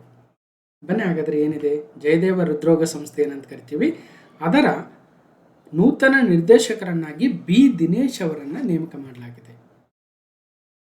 Jayadeva ನಿರ್ದೇಶಕರಾಗಿ ಡಾಕ್ಟರ್ ದಿನೇಶ್ ನೇಮಕ. ಮೈಸೂರಿನ ಜಯದೇವ ಹೃದ್ರೋಗ ಸಂಸ್ಥೆಯಲ್ಲಿ ಕರ್ತವ್ಯ ನಿರ್ವಹಿಸುತ್ತಿದ್ದ ಡಾಕ್ಟರ್ B ದಿನೇಶ್ ಅವರನ್ನು ಬೆಂಗಳೂರಿನ ಜಯದೇವ ಹೃದ್ರೋಗ ವಿಜ್ಞಾನ ಮತ್ತು ಸಂಶೋಧನಾ ಸಂಸ್ಥೆಯ ನೂತನ ನಿರ್ದೇಶಕರನ್ನಾಗಿ ನೇಮಕ ಮಾಡಲಾಗಿದೆ. ಡಾಕ್ಟರ್ CN ಮಂಜುನಾಥ್ ಅವರು ನಿವೃತ್ತರಾದ ಬಳಿಕ ಅವರ ಸ್ಥಾನದಲ್ಲಿ ಡಾಕ್ಟರ್ KS ರವೀಂದ್ರನಾಥ್ ಎನ್ನುವರನ್ನು ಪ್ರಭಾರ ನಿರ್ದೇಶಕರಾಗಿ ನೇಮಿಸಲಾಗಿತ್ತು. ಅವರು ಸೇವೆ ಸಲ್ಲಿಸ್ತಾ ಇದ್ರು. ಅವರ ಅಧಿಕಾರಾವಧಿ ಮುಗಿದ ನಂತರ ಈಗ ನೂತನ ನಿರ್ದೇಶಕರನ್ನಾಗಿ ಡಾಕ್ಟರ್ ದಿನೇಶ್ ಅವರನ್ನು ನೇಮಕ ಮಾಡಲಾಗಿದೆ. ಹಾಗಾದರೆ ಏನು ತಿಳ್ಕೋಬೇಕು, Jayadeva institute gets a new director doctor Dinesh, B Dinesh ಅವರು. Okay, Shri Jayadeva institute of cardiovascular sciences and research ಇದು ಕರ್ನಾಟಕದ ಸರ್ಕಾರದ ಅಡಿಯಲ್ಲಿ ಬರುವ ಒಂದು ಆಟೋನಮಸ್ ಸಂಸ್ಥೆಯಾಗಿದ್ದು ಬೆಂಗಳೂರಲ್ಲಿ ಪ್ರಧಾನ ಕಚೇರಿಯನ್ನು ಹೊಂದಿದೆ. ಹಾಗೆ ಮೈಸೂರು, ಕಲಬುರಗಿ ಮತ್ತು ಹುಬ್ಳಿ ಧಾರವಾಡದಲ್ಲಿ ಒಂದು ಬ್ರಾಂಚಸ್ಗಳನ್ನು ಕೂಡ ಹೊಂದಿದೆ. 1972 ಆರಂಭವಾಗಿತ್ತು ಜಯದೇವ ಹೃದ್ರೋಗ ಸಂಸ್ಥೆ. ಓಕೆ, ಕ್ವಶನ್ ನಂಬರ್ 5, ಭಾರತದ 15ನೇ ಉಪರಾಷ್ಟ್ರಪತಿಗಳಾಗಿ CP ರಾಧಾಕೃಷ್ಣನ್ ಅವರು ಪ್ರಮಾಣ ವಚನವನ್ನು ಸ್ವೀಕರಿಸಿದರು. CP Radhakrishnan takes oath as a 15th Vice President of India. 15th Vice President of India and the 17th instance ಅಂತ ಕರಿಬೋದು. ಯಾಕಂದರೆ ಸರ್ವಪಲ್ಲಿ ರಾಧಾಕೃಷ್ಣನ್ ಅವರು 2 ಬಾರಿ ಉಪರಾಷ್ಟ್ರಪತಿಗಳಾಗಿದ್ದರು. ಮೊಹಮ್ಮದ್ ಅನ್ಸಾರಿ ಅನ್ಸುತ್ತೆ, ಅವರು ಕೂಡ 2 ಬಾರಿ ಉಪರಾಷ್ಟ್ರಪತಿಗಳಾಗಿದ್ದರು. ಆ ಪಟ್ಟಿ ಇದೆ, ಮುಂದೆ ನೋಡೋಣ. ಒಟ್ಟಾರೆಯಾಗಿ ಪರ್ಸ್ನಲಿ ಅಂದರೆ when we count persons 15 members ಆದಂಗೆ ಆಯಿತು ವೈಸ್ ಪ್ರೆಸಿಡೆಂಟ್ಸ್. ಓಕೆ, ಒಟ್ಟು ಸಂಸದರು 800, 245 ರಾಜ್ಯಸಭೆ, 543 ಲೋಕಸಭೆ, ಅರೌಂಡ್ ಯಾಕಂದರೆ 12 ಜನ ನಾಮನಿರ್ದೇಶಿತ ಸದಸ್ಯರು ಇರ್ತಾರೆ. ಮಾಜಿ ಉಪರಾಷ್ಟ್ರಪತಿಗಳು ಜಗದೀಪ್ ಧನ್ಕರ್ ಅವರು ಜುಲೈ 21 ದಿಢೀರ್ ರಾಜೀನಾಮೆ ನೀಡಿದ್ದರಿಂದ ತೆರವಾಗಿದ್ದ ಉಪರಾಷ್ಟ್ರಪತಿ ಹುದ್ದೆಗೆ ಚುನಾವಣೆ ನಡೆಯಿತು. NDA ಮೈತ್ರಿಕೂಟದ ಬಳಿ ಬಹುಮತ ಇದ್ದಿದ್ದರಿಂದ CP ರಾಧಾಕೃಷ್ಣನ್ ಅವರ ಗೆಲುವು ಬಹುತೇಕ ಖಚಿತವಾಗಿತ್ತು. ಅವರು ಗೆದ್ದರು ಕೂಡ. NDA ಅಭ್ಯರ್ಥಿ CP ರಾಧಾಕೃಷ್ಣನ್ ಮತ್ತು ಇಂಡಿಯಾ ಒಕ್ಕೂಟದ ಅಭ್ಯರ್ಥಿ ನ್ಯಾಯಮೂರ್ತಿ ಬಿ ಸುದರ್ಶನ್ ರೆಡ್ಡಿ ಅವರ ಮಧ್ಯೆ ಉಪರಾಷ್ಟ್ರಪತಿ ಚುನಾವಣೆ ಕೂಡ ನಡೆಯಿತು. ಓಕೆ, ಅದರಲ್ಲಿ ಒಟ್ಟು ಸಂಸದರಲ್ಲಿ ಮತ್ತೆ ಬೇರೆ ಬೇರೆ ಬಲ ಅವೆಲ್ಲ ಇದ್ದಾವೆ ನೋಡಿ. ಓಕೆ, ಈಗ ನಮಗೆ ಬೇಕಾಗಿರ್ತಕ್ಕಂಥದ್ದು ಎಲೆಕ್ಷನ್ ಆದ ನಂತರ CP ರಾಧಾಕೃಷ್ಣನ್ ಅವರು 452 ಮತಗಳೊಂದಿಗೆ ನೂತನ ಉಪರಾಷ್ಟ್ರಪತಿಗಳಾದರು. ಪ್ರತಿಪಕ್ಷಗಳ ಅಭ್ಯರ್ಥಿ ಸುದರ್ಶನ್ ರೆಡ್ಡಿರವರಿಗೆ 300 ಮತಗಳು ಚಲಾವಣೆ ಆಯಿತು. ಸೆಪ್ಟೆಂಬರ್ 12ಕ್ಕೆ ಪ್ರಮಾಣ ವಚನವೂ ಕೂಡ ಆಗಿದೆ. ಉಪರಾಷ್ಟ್ರಪತಿಗಳ ಚುನಾವಣೆಯಲ್ಲಿ NDA ಅಭ್ಯರ್ಥಿ CP ರಾಧಾಕೃಷ್ಣನ್ ಅವರು ಭರ್ಜರಿ ಗೆಲುವನ್ನು ಪಡೆದಿದ್ದಾರೆ. ಆ ಮೂಲಕ ಭಾರತದ 17ನೇ ಉಪರಾಷ್ಟ್ರಪತಿಗಳಾಗಿ ಆಯ್ಕೆಯಾಗಿದ್ದಾರೆ. 17th vice president of India. Persons count ಮಾಡಿದಾಗ 15ನೇರವರು ನೆನಪಿಡಬೇಕು. ಈಗ ಮುಖ್ಯಮಂತ್ರಿಗಳು ಕರ್ನಾಟಕದಲ್ಲಿ ಎಷ್ಟು ಜನ ಆಗಿದ್ದಾರೆ ಅಂದಾಗ ಕುಮಾರಸ್ವಾಮಿರವರು 2 ಬಾರಿ ಆಗಿದ್ದಾರೆ, ರಾಮಕೃಷ್ಣ ಹೆಗಡೆರವರು 3 ಬಾರಿ ಆಗಿದ್ದಾರೆ, ಯಡಿಯೂರಪ್ಪನವರು 4 ಬಾರಿ ಮುಖ್ಯಮಂತ್ರಿ ಆಗಿದ್ದಾರೆ ಅಲ್ವಾ. ಇವೆಲ್ಲವನ್ನು ಕೂಡ ಕೌಂಟ್ ಮಾಡ್ಕೋಬೇಕಲ್ವ. ಸಿದ್ದರಾಮಯ್ಯನವರು 2 ಬಾರಿ ಆಗಿದ್ದಾರೆ ಅಲ್ವಾ. ಹಾಗೆ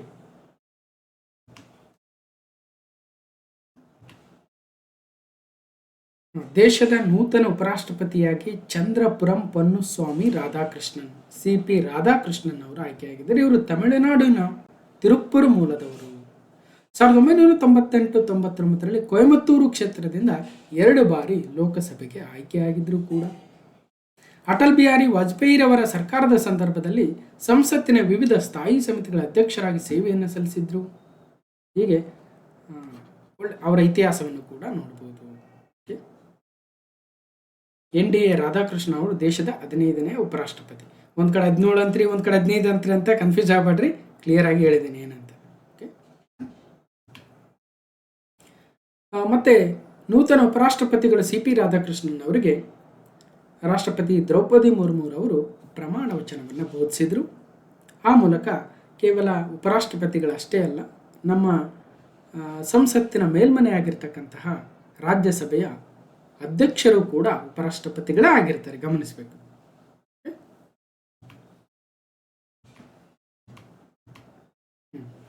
ಈಗ ದೇಶದ ಮೊದಲ ಉಪರಾಷ್ಟ್ರಪತಿಗಳು ಸರ್ವಪಲ್ಲಿ ರಾಧಾಕೃಷ್ಣನ್ ಅವರು. ದೇಶದ 15ನೇ ಉಪರಾಷ್ಟ್ರಪತಿಗಳು ಅಥವಾ 17ನೇ ಇನ್ಸ್ಟೆನ್ಸು CP ರಾಧಾಕೃಷ್ಣನ್ ಅವರು. ಸಾಮ್ಯತೆಯನ್ನು ತಿಳ್ಕೊಳ್ಳಿ, ರಾಧಾಕೃಷ್ಣನ್ ಅವರು, ಇವರು ರಾಧಾಕೃಷ್ಣನ್ ಅವರು. 13 ಮೇ 1952ರಿಂದ 13 ಮೇ 1957 ಮತ್ತು 2ನೇ ಟರ್ಮು 57ರಿಂದ 62, ಒಟ್ಟು 10 ವರ್ಷಗಳ ಕಾಲ ಸರ್ವಪಲ್ಲಿ ರಾಧಾಕೃಷ್ಣನ್ ಅವರು ನಮ್ಮ ದೇಶದ ಮೊದಲ ಉಪರಾಷ್ಟ್ರಪತಿಗಳಾಗಿ ಕಾರ್ಯವನ್ನು ನಿರ್ವಹಿಸಿದರು.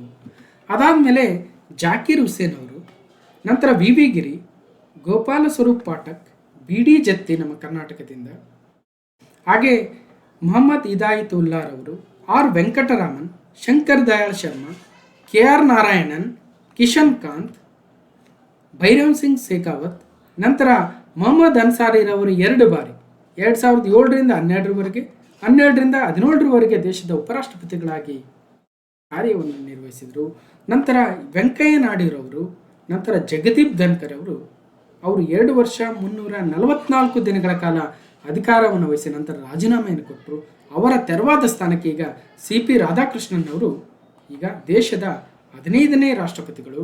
ಮತ್ತು ಇನ್ಸ್ಟೆನ್ಸ್ ಅಂತ ಬಂದಾಗ, ಇನ್ಸ್ಟೆನ್ಸ್ ಅಂದರೆ ನೋಡಿ, ಈಗ ಮೊದಲನೇ ಬಾರಿ ರಾಧಾಕೃಷ್ಣನ್ ಅವರು, ನಂತರ 2ನೇ ಅವಧಿ, ನೆಕ್ಸ್ಟು ಜಾಕೀರ್ ಹುಸೇನ್ 3ನೇವರು, 4, 5, 6, 7, 8, 9, 10, 11, 12, 13 ಮತ್ತು 14 ಮೊಹಮ್ಮದ್ ಹಮೀದ್ ಅನ್ಸಾರಿರವರು, 15 ವೆಂಕಯ್ಯ ನಾಯ್ಡುರವರು, 16 ಜಗದೀಪ್ ಧನ್ಕರ್ ಅವರು, 17 CP ರಾಧಾಕೃಷ್ಣನ್ ಅವರು. 17ನೇ ಬಾರಿ ಮತ್ತು ವ್ಯಕ್ತಿಗತವಾಗಿ 15ನೇರವರು, ಗಮನಿಸಿ.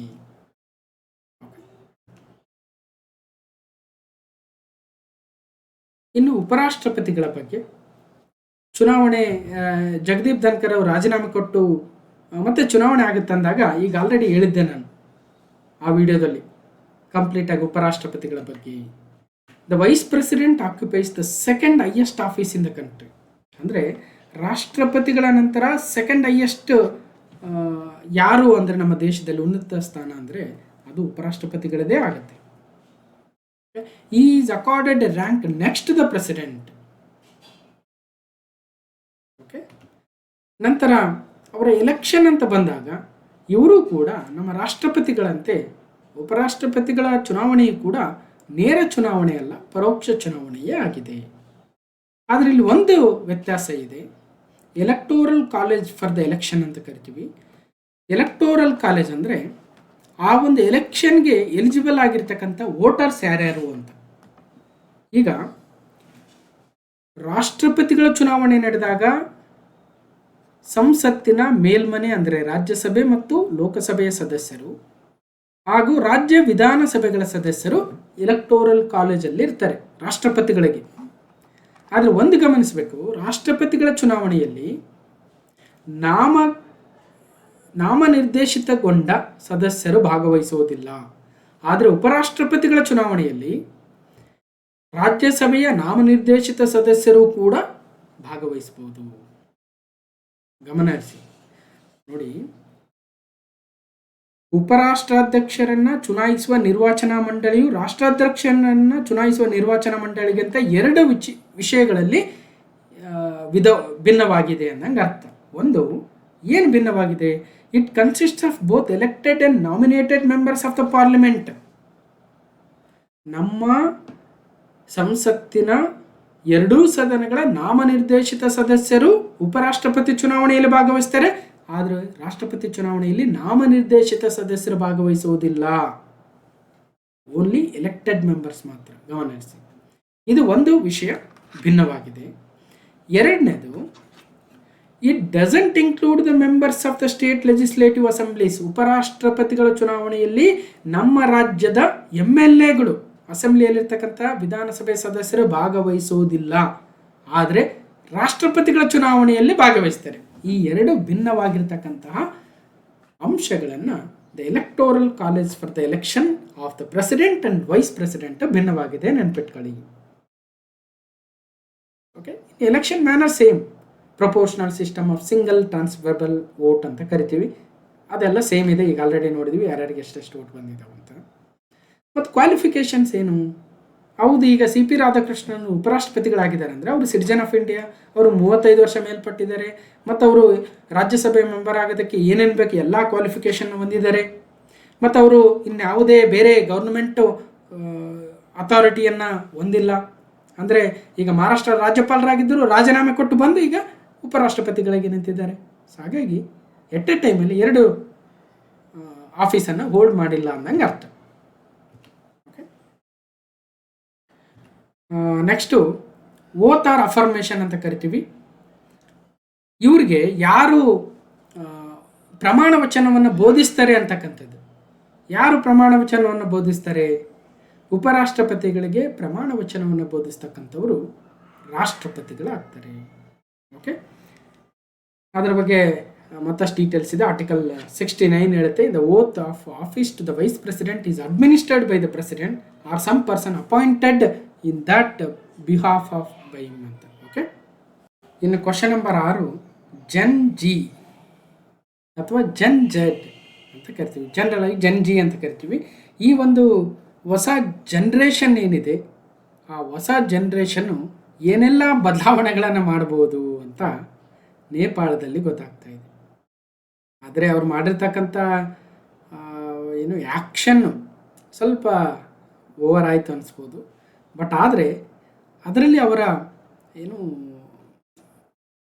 ಆ ಸಿಟ್ಟು, ಆ ಒಂದು ಏನಂತೀವಿ, ಒಟ್ಟಾರೆ ಸಿಸ್ಟಮ್ ಮೇಲೆ ಅವ್ರಿಗಿದ್ದಂತಹ ಸಿಟ್ಟೇನಿದೆ ಅದು ಹೊರಗೆ ಬಂದಿದೆ ಅನ್ನೋದು ಗೊತ್ತಾಗ್ತಾ ಇದೆ ಅಲ್ವಾ. ಎಷ್ಟು ದಿನ ಅಂತ ಮನುಷ್ಯ ತಾಳ್ಮೆಯಿಂದ ಇರೋದಕ್ಕೆ ಸಾಧ್ಯ ಅನ್ನೋದು ಕೂಡ ಗೊತ್ತಾಗ್ತಾ ಇದೆ. ಏನಾಯಿತು ಹಾಗಾದರೆ ನೇಪಾಳದಲ್ಲಿ? ಇಡೀ ಸರ್ಕಾರವನ್ನು ಬೀಳಿಸೋ ಲೆವೆಲ್ಗೆ ಹೋಗಿದೆ ಅವರ ಪ್ರತಿಭಟನೆ, ಅವರ ಪ್ರೊಟೆಸ್ಟ್. ಅಂದರೆ ಪ್ರಧಾನಮಂತ್ರಿಗಳು ರಾಜೀನಾಮೆ ಕೊಟ್ಟಿದ್ದಾರೆ, ರಾಷ್ಟ್ರಪತಿಗಳು ರಾಜೀನಾಮೆ ಕೊಟ್ಟಿದ್ದಾರೆ ಅಲ್ವಾ. ಸೊ ನೋಡೋಣ ಏನೇನು ಆಯಿತು ಕತೆ ಅಂತ. ಹೊಸ ಗೌರ್ಮೆಂಟ್ ಕೂಡ ಫಾರ್ಮ್ ಆಗಿದೆ. Nepal government collapses due to the Gen Z protests ಅಂತ. ಯಾವ ಕಾರಣಕ್ಕೆ ಪ್ರೊಟೆಸ್ಟ್ ಮಾಡಿದರು, ಏನಾಗಿತ್ತು, ನಮ್ಮ ದೇಶಕ್ಕೆ ಭಾರತಕ್ಕೆ ಏನು ಇದರಿಂದ ಪಾಠ ಇದೆ ಅಂತ. ಭಾಳ ಪಾಠ ಇದೆ ಇದರಲ್ಲಿ. ಅಲ್ಲಿಗಿಂತಲೂ ನಮ್ಮಲ್ಲಿ ಇನ್ನೂ ಹೆಚ್ಚಿಗೆ ತೊಂದರೆಯನ್ನು ಅನುಭವಿಸ್ತಾ ಇದೆ ಯುವ ಜನಾಂಗ. ಈ ಅಸಮತೋಲನ ಅಂದರೆ ಒಂದು ಸೆಕ್ಷನ್ ಆಫ್ ದ ಸೊಸೈಟಿ ಶ್ರೀಮಂತರ ಆಗ್ತಾನೆ ಹೋಗ್ತಾ ಇರ್ತಕ್ಕಂಥದ್ದು, ಬಡವರು ಇನ್ನಷ್ಟು ಬಡತನಕ್ಕೆ ಇಳಿತಾ ಇರ್ತಕ್ಕಂಥದ್ದು ಇವತ್ತು ಜಾಸ್ತಿ ಆಗೋಗಿದೆ. ನೆಪೋಟಿಸಮ್ ಅಂತ ಕರಿತೀವಿ. ಅಂದರೆ ಒಬ್ಬರು ಹೀರೋ ಆದರೆ ಅವರು ಮನೆ ಮಂದಿನೆಲ್ಲ ಹೀರೋ ಮಾಡೋದು, ನಿರ್ಮಾಪಕನ ಮಾಡೋದು, ನಿರ್ದೇಶಕನ ಮಾಡೋದು. ಒಂದು ಫಿಲ್ಮ್ ಇಂಡಸ್ಟ್ರಿ ತೊಗೊಂಡ್ರೆ, ಇನ್ನೊಂದು ಯಾವುದೋ ಉದ್ಯಮ ತೆಗೆದುಕೊಂಡ್ರೆ ಅವರೇ ಒಂದು ಉದ್ಯಮ ಸ್ಟಾರ್ಟ್ ಮಾಡಿದ್ರೆ ಅವರಿಂದ ಇನ್ನೊಂದು. ಒಬ್ಬ MP ಆದರೆ ತನ್ನ ಮಗನ MLA ಮಾಡೋದು, ಒಬ್ಬ ಮಿನಿಸ್ಟರ್ ಆದರೆ ಮಗನ್ನ ಇನ್ನೊಂದು ಮಾಡೋದು. ಸೊ ಇದೆಲ್ಲ ಸಮಾಜದಲ್ಲಿ ನೋಡ್ತಾ ಇದ್ದೀವಿ.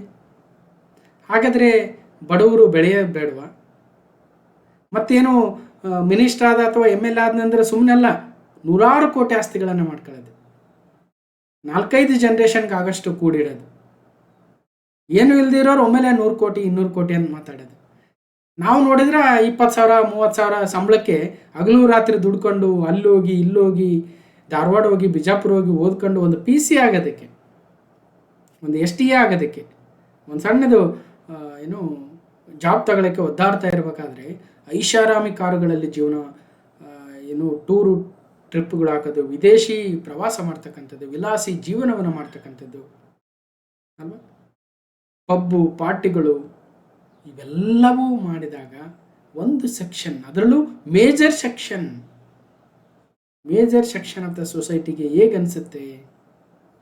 ನಾವು ಇರೋದಕ್ಕೆ ಒಂದು ಮನೆ, ಒಂದು ಸೈಟ್ ತಗೊಳ್ಬೇಕಾದ್ರೆ ಇವತ್ತು ಜನ ಜೀವನವನ್ನೇ ತೇಯ್ಬೇಕಾದ್ರೆ 100 ಎಕರೆ ಒಡೆಯರಾಗಿದ್ರೆ ಒಂದು ಕಡೆ, ಏನು ಇಲ್ದಿರ್ತಕ್ಕಂಥವ್ರು ಒಂದೇ ಸಲ ಆಗ್ಬಿಟ್ರೆ ಹೆಂಗಾಗಬೇಡ? ಅದೇ ಸಮಾಜದಲ್ಲಿ ಅಸಮತೋಲನ, ಅಸಮಾನತೆ ಇರ್ತಕ್ಕಂಥದ್ದು, ಅದು ಒಂದಲ್ಲ ಒಂದು ದಿನ ಈ ರೀತಿ ಆಗುತ್ತೆ ಅನ್ನೋದು ಗೊತ್ತಾಗ್ತಾ ಇದೆ. ಒತ್ತಿ ಉರಿದ ಸರ್ಕಾರಿ ಕಚೇರಿಗಳು, ಸುಪ್ರೀಂ ಕೋರ್ಟು, ಸಂಸತ್ ಕಟ್ಟಡ, ರಾಜಕೀಯ ಮುಖಂಡರ ಮನೆಗಳಿಗೆ ಬೆಂಕಿ, ಜಂಜಡ್ ಕಿಚ್ಚಿಗೆ ನೇಪಾಳ ಸರ್ಕಾರ ಪತನವಾಗ್ತಾ ಇದೆ. ಏನಾಯಿತು ನೋಡ್ತಾ ಹೋಗೋಣ ಬನ್ನಿ. ನೇಪಾಳದಲ್ಲಿ ಸಾಮಾಜಿಕ ಜಾಲತಾಣಗಳ ಮೇಲಿನ ನಿಷೇಧ ತೆರವುಗೊಳಿಸಿದರೂ, ಸರ್ಕಾರವೇ ಉರುಳಿದರೂ ಯುವ ಜನರ ಆಕ್ರೋಶದ ಕಿಚ್ಚು ತಣ್ಣಗಾಗಲಿಲ್ಲ. ಜಂಜಿ ಅಥವಾ ಜಂಜಡ್ ಎಂದು ಕರೆಯುವ ಆ ಒಂದು ಗುಂಪು ದಂಗೆಗೆ ರಾಜಧಾನಿ ಕಾಠ್ಮಂಡು ಒತ್ತಿ ಉರಿಯಿತು. ಸರ್ಕಾರ ಬದಲಾಗಬೇಕು, ಪ್ರಧಾನಿ ಸೇರಿದಂತೆ ಸಂಪುಟದ ಎಲ್ಲ ಸಚಿವರು ರಾಜೀನಾಮೆ ನೀಡಬೇಕು, ಹೊಸ ಸರ್ಕಾರದ ಆಯ್ಕೆಗೆ ಅವಕಾಶ ಮಾಡಿಕೊಡಬೇಕೆಂದು ಆಗ್ರಹಿಸಿ ಪ್ರತಿಭಟನಾಕಾರರು ಹೋರಾಟವನ್ನು ಮತ್ತಷ್ಟು ತೀವ್ರಗೊಳಿಸಿದರು. ಹೋರಾಟ ಹತ್ತಿಕ್ಕಲು ಸೇನಾ ಬಲ ಪ್ರಯೋಗಕ್ಕೆ ಮುಂದಾದ ಸರ್ಕಾರದ ನಡೆಗೆ ಜನರ ಆಕ್ರೋಶ ಮತ್ತಷ್ಟು ಹೆಚ್ಚಾಗಿ ಕಿಚ್ಚಿಗೆ ತುಪ್ಪ ಸುರಿದಂತಾಯಿತು. ಕರ್ಫ್ಯೂ ಜಾರಿಯಲ್ಲಿದ್ದರೂ ರೊಚ್ಚಿಗೆದ್ದ ಯುವಜನ ಸಂಸತ್ ಭವನಕ್ಕೆ ನುಗ್ಗಿ ಬೆಂಕಿ ಹಚ್ಚಿದ್ರು. ಸಾಮಾಜಿಕ ಜಾಲತಾಣಗಳನ್ನು ನಿರ್ಬಂಧಿಸಲು ಆದೇಶ ನೀಡಿದ ಸುಪ್ರೀಂ ಕೋರ್ಟ್ ಕಟ್ಟಡಕ್ಕೂ ಅಗ್ನಿಸ್ಪರ್ಶವನ್ನು ಮಾಡಿದರು. ಪ್ರಧಾನಿ KP ಶರ್ಮಾ ಓಲಿ ಅವರ ಖಾಸಗಿ ನಿವಾಸ, ಸಚಿವರ ವಸತಿ ಸಮುಚ್ಚಯಗಳಿದ್ದ ಸಿಂಗಾ ದರ್ಬಾರ್ ಸಂಕೀರ್ಣ, ಮಾಜಿ ಪ್ರಧಾನಿಗಳು ಸೇರಿದಂತೆ ಹಲವು ರಾಜಕೀಯ ನಾಯಕರ ಮನೆಗಳಿಗೆ ಬೆಂಕಿ ಹಚ್ಚಿದ್ರು. ಸರ್ಕಾರದ ಭ್ರಷ್ಟಾಚಾರ, ರಾಜಕೀಯ ನಾಯಕರ ಐಷಾರಾಮಿ ಜೀವನ, ದೇಶದಲ್ಲಿ ಹೆಚ್ಚಿದ್ದ ಅಸಮಾನತೆ, ನಿರುದ್ಯೋಗ ಹೆಚ್ಚಳ, ಈ ಎಲ್ಲ ವಿಚಾರವಾಗಿ ಯುವಜನತೆ ಮತ್ತು ವಿದ್ಯಾರ್ಥಿ ಸಂಘಟನೆಗಳು ಜಂಜಡ್ ಹೆಸರಿನಲ್ಲಿ ಹೋರಾಟವನ್ನು ನಡೆಸ್ತಾ ಇದ್ವು.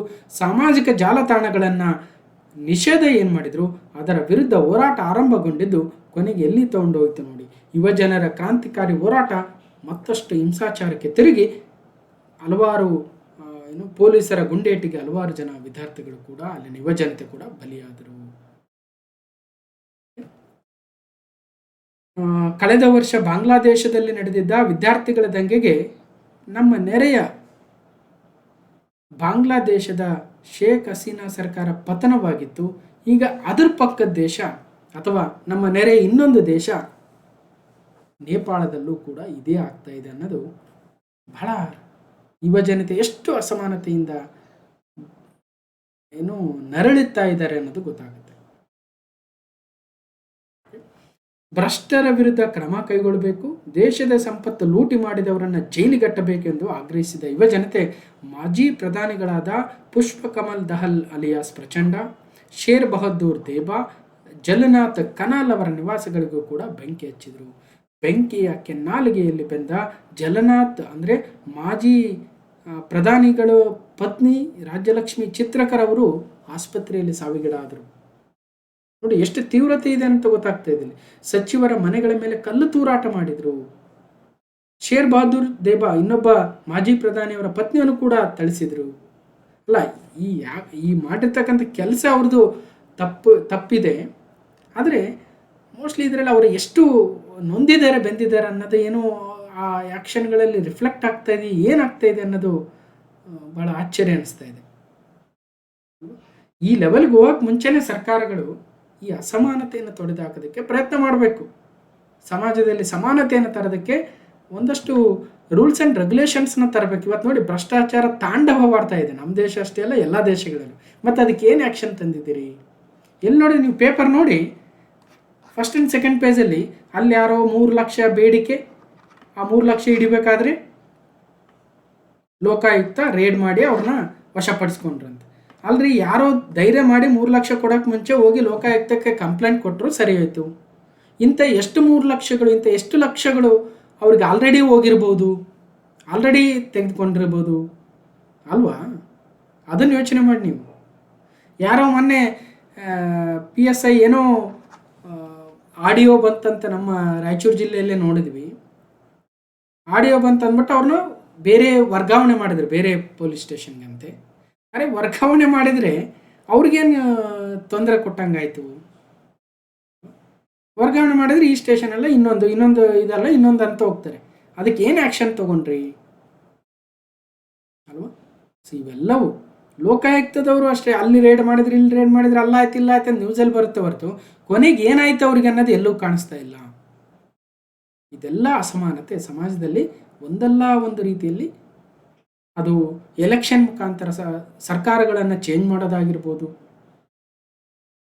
ಇನ್ನೂ ನಮ್ಮ ದೇಶದಲ್ಲಿ ಈ ಲೆವೆಲ್ಗೆ ಹೋಗಲ್ಲ ಅಂತ ಅನಿಸುತ್ತೆ. ಯಾಕಂದರೆ ನಮ್ಮ ದೇಶ ಪಕ್ಕದ ರಾಷ್ಟ್ರಗಳಿಗಿಂತಲೂ ಭಾಳ ಭಿನ್ನವಾಗಿರ್ತಕ್ಕಂಥ ದೇಶ. ಅದನ್ನು ಮುನ್ನೆಚ್ಚರಿಕೆಯಿಂದ ಮೊದಲೇ ಬೇಕಾಗಿರ್ತಕ್ಕಂಥ ಕಾನೂನುಗಳನ್ನು ತರ್ತಕ್ಕಂಥ ದೇಶ ನಮ್ಮದು. ಈ ನಡುವೆ ಕಾಠ್ಮಂಡುವಿನಲ್ಲಿದ್ದ ಹಣಕಾಸು ಸಚಿವರ ಮನೆಗೆ ಪ್ರತಿಭಟನಾಕಾರರು ಮುತ್ತಿಗೆ ಹಾಕಿದರು. ಹಣಕಾಸು ಸಚಿವರಿಗೆ ಅವರು ಓಡಿ ಹೋಗೋದಕ್ಕೆ ಪ್ರಯತ್ನ ಮಾಡಿದ್ರೆ ಅವ್ರಿಗೆ ಅಟ್ಟಾಡಿಸಿ ಹೊಡೆದ್ರಂತೆ ಹುಡುಗರಲ್ಲಿ. ಅಂದರೆ ತಿಳ್ಕೊಳ್ಳಿ ಎಷ್ಟು ಅವ್ರಿಗೆ ಅಸಮಾಧಾನತೆ ಇದೆ ಅಂತಕ್ಕಂಥದ್ದು. ಕಾಠ್ಮಂಡು ಸೇರಿದಂತೆ ದೇಶದ ಅನೇಕ ಕಡೆ ಪ್ರತಿಭಟನೆಯ ಕಾವು ತೀವ್ರ ಸ್ವರೂಪ ಪಡೆಯುತ್ತಿದ್ದಂತೆ ಆಡಳಿತ ವ್ಯವಸ್ಥೆಯನ್ನು ಸೇನೆ ನಿಯಂತ್ರಣಕ್ಕೆ ತೆಗೆದುಕೊಳ್ತು. KP ಶರ್ಮಾ ಓಲಿರವರು ಪ್ರಧಾನಮಂತ್ರಿಗಳು ರಾಜೀನಾಮೆಯನ್ನು ಕೊಟ್ಟರು.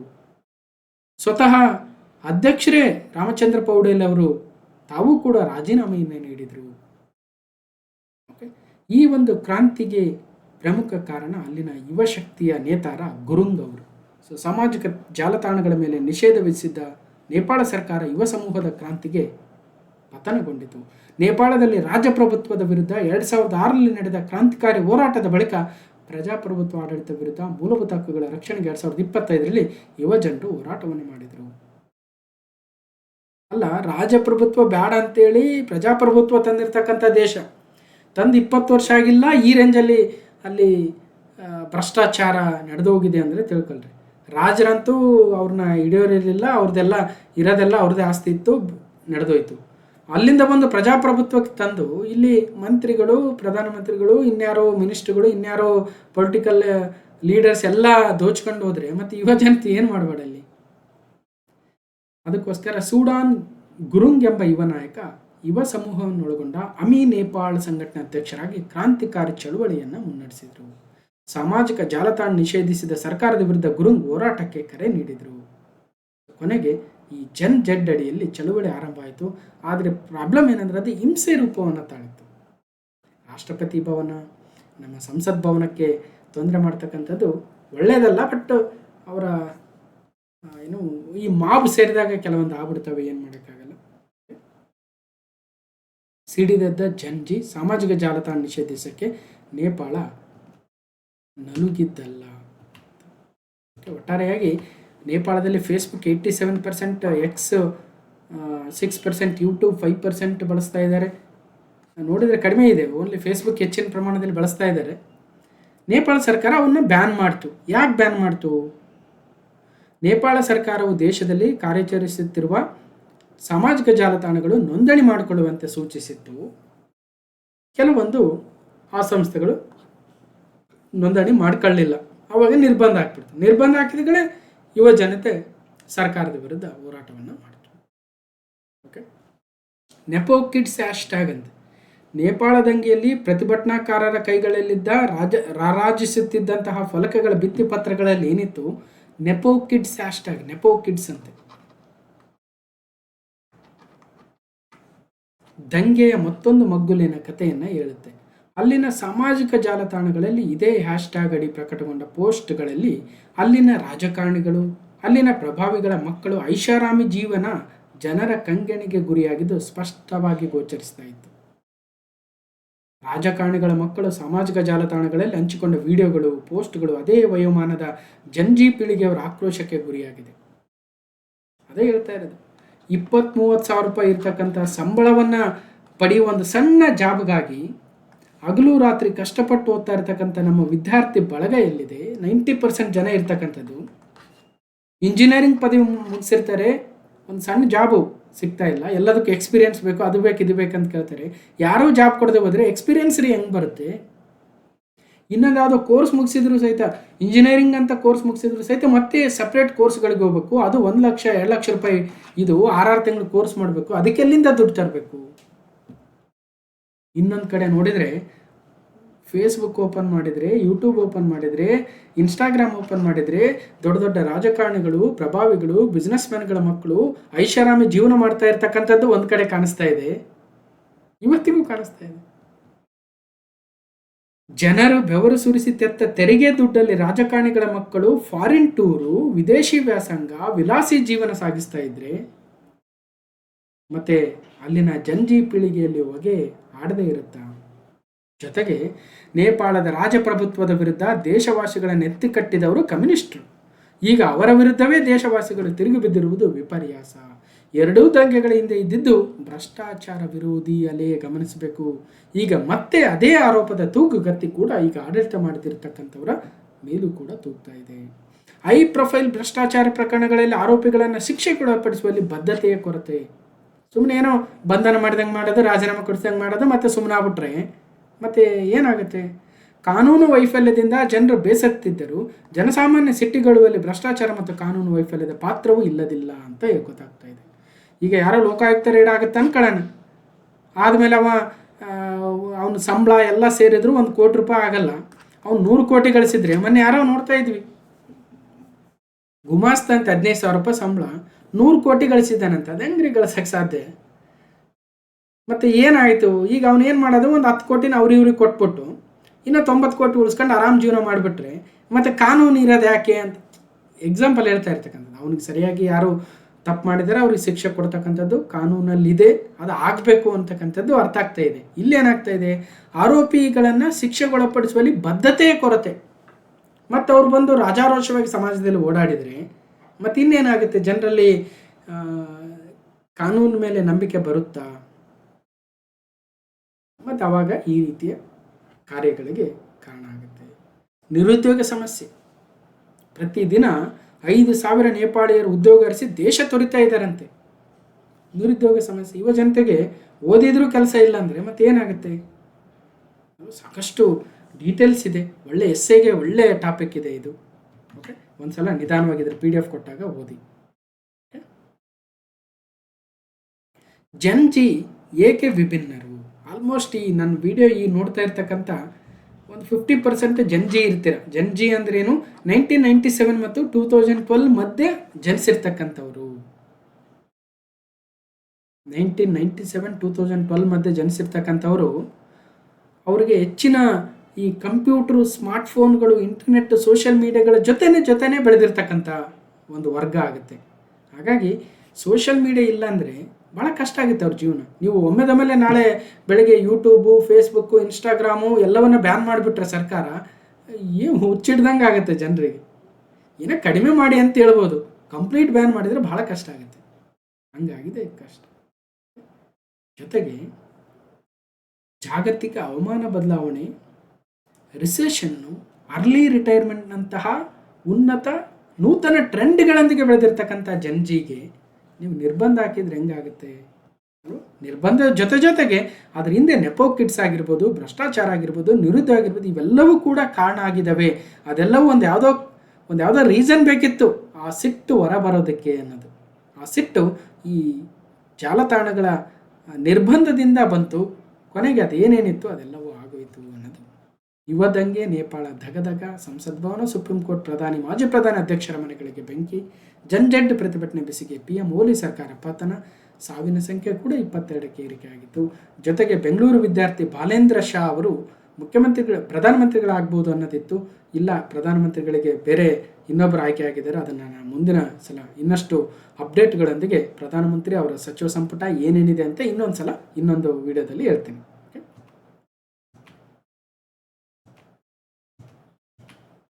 ನೇಪಾಳ ಎಲ್ಲಿದೆ? ನೇಪಾಳ ನೋಡಿ, ಇದು ನೇಪಾಳ ದೇಶ. ನಮ್ಮ ಭಾರತ ದೇಶದ ಯಾವ ರಾಜ್ಯಗಳನ್ನು ಗಡಿಭಾಗಗಳನ್ನು ಹಂಚಿಕೊಂಡಿದೆ ಅಂದರೆ ನೋಡಿ, ಉತ್ತರದಲ್ಲಂತೂ ಚೀನಾ ಇದೆ,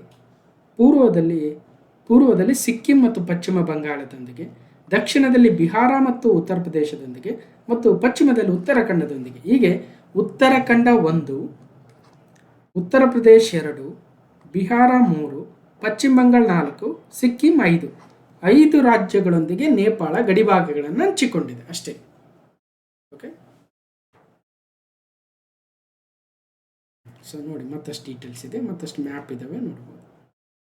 ಕ್ವಶನ್ ನಂಬರ್ 7, ಫಿಚ್ ರೇಟಿಂಗ್ಸು ಭಾರತದ GDP ಮುನ್ಸೂಚನೆ, ಅದರಲ್ಲೂ ಫೈನಾನ್ಷಿಯಲ್ ಇಯರ್ 26 ಹಿಂದೆ 6.5% GDP ಬೆಳವಣಿಗೆ ಆಗ್ಬೋದು ಅಂತ ಏನು ಮುನ್ಸೂಚನೆ ಕೊಟ್ಟಿದ್ರು, ಈಗ ಒಮ್ಮೆಲೆ 6.9 ಆಗ್ಬೋದು ಈ ಒಂದು ಆರ್ಥಿಕ ವರ್ಷದ GDP ಬೆಳವಣಿಗೆ ದರ ಅಂತ ಫಿಚ್ ರೇಟಿಂಗ್ಸ್ ಅವರು ಹೇಳಿದ್ದಾರೆ. Fitch rating raises India's FY26 GDP forecast to 6.9% from the earlier 6.5%. ಯಾಕಂದರೆ Q1 ಡೀಟೇಲ್ಸ್ ಬಂದಾಗ 7.8% ಗ್ರೋತ್ ಆಗಿರೋದು ಗೊತ್ತಾಯ್ತು ಈಗ. ಹಾಗಾಗಿ ಇದೇ ಪ್ರೋಗ್ರೆಸ್ ಆಗಿ ಕೊನೆಗೆ 6.9% ಅಷ್ಟು ಟೋಟಲ್ ಇಯರಲ್ಲಿ ಆಗಬಹುದು ಅನ್ನೋ ಉದ್ದೇಶವನ್ನು ಇಟ್ಕೊಂಡು ಈಗ ಫಿಚ್ ರೇಟಿಂಗ್ಸ್ ಅವರು ಹೇಳಿದ್ದಾರೆ ಆರ್ಥಿಕ ಬೆಳವಣಿಗೆ ದರ 6.9% ಆಗ್ಬೋದು ಅಂತ.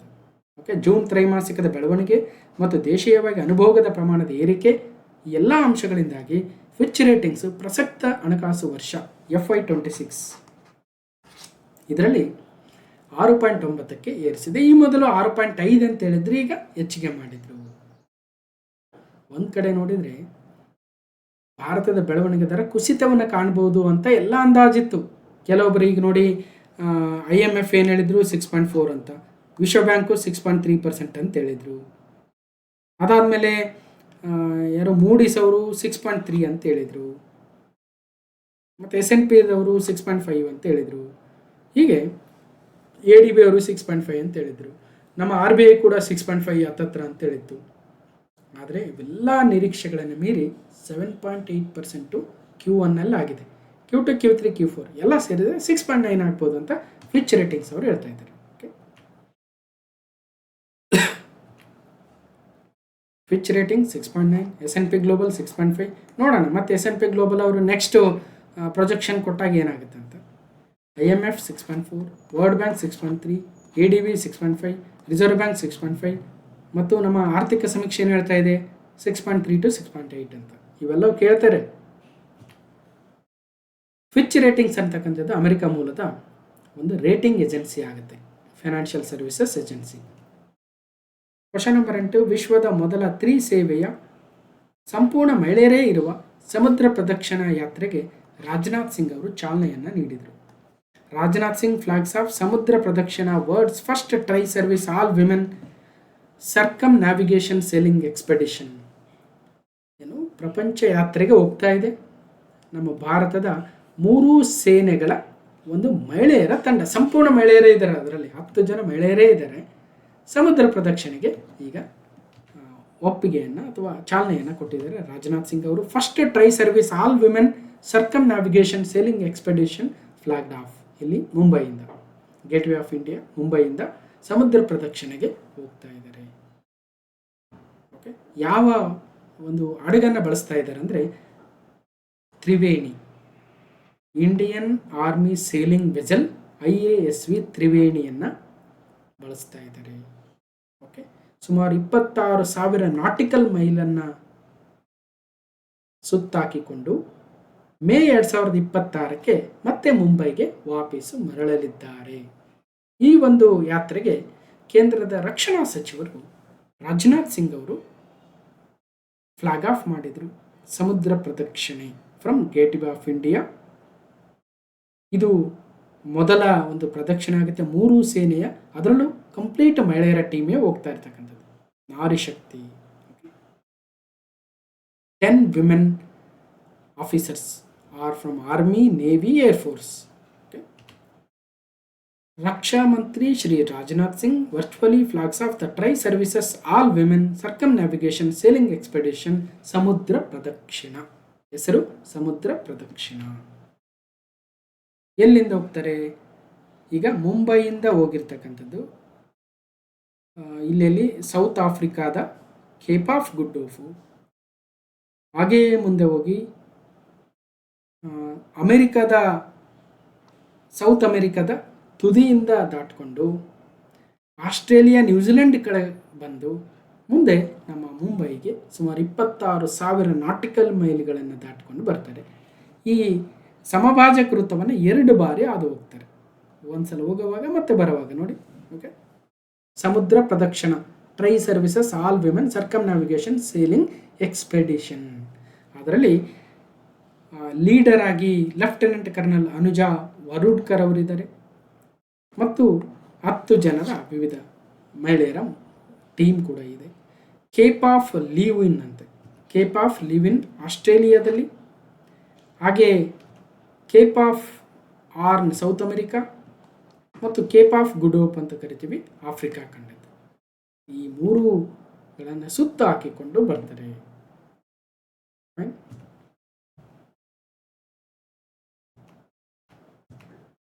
Question number 9. ಬೆಂಗಳೂರಿನ ವಿಧಾನಸೌಧದಲ್ಲಿ 11ನೇ ಕಾಮನ್ವೆಲ್ತ್ ಸಂಸದೀಯ ಸಂಘ ಅಥವಾ 11th commonwealth parliamentary association Bharat ವಲಯದ ಸಮ್ಮೇಳನವನ್ನು ಲೋಕಸಭಾ ಸ್ಪೀಕರ್ ಓಂ ಬಿರ್ಲಾರವರು ಉದ್ಘಾಟಿಸಿದರು. ಪ್ರಶ್ನೆ ಏನಿರುತ್ತೆ?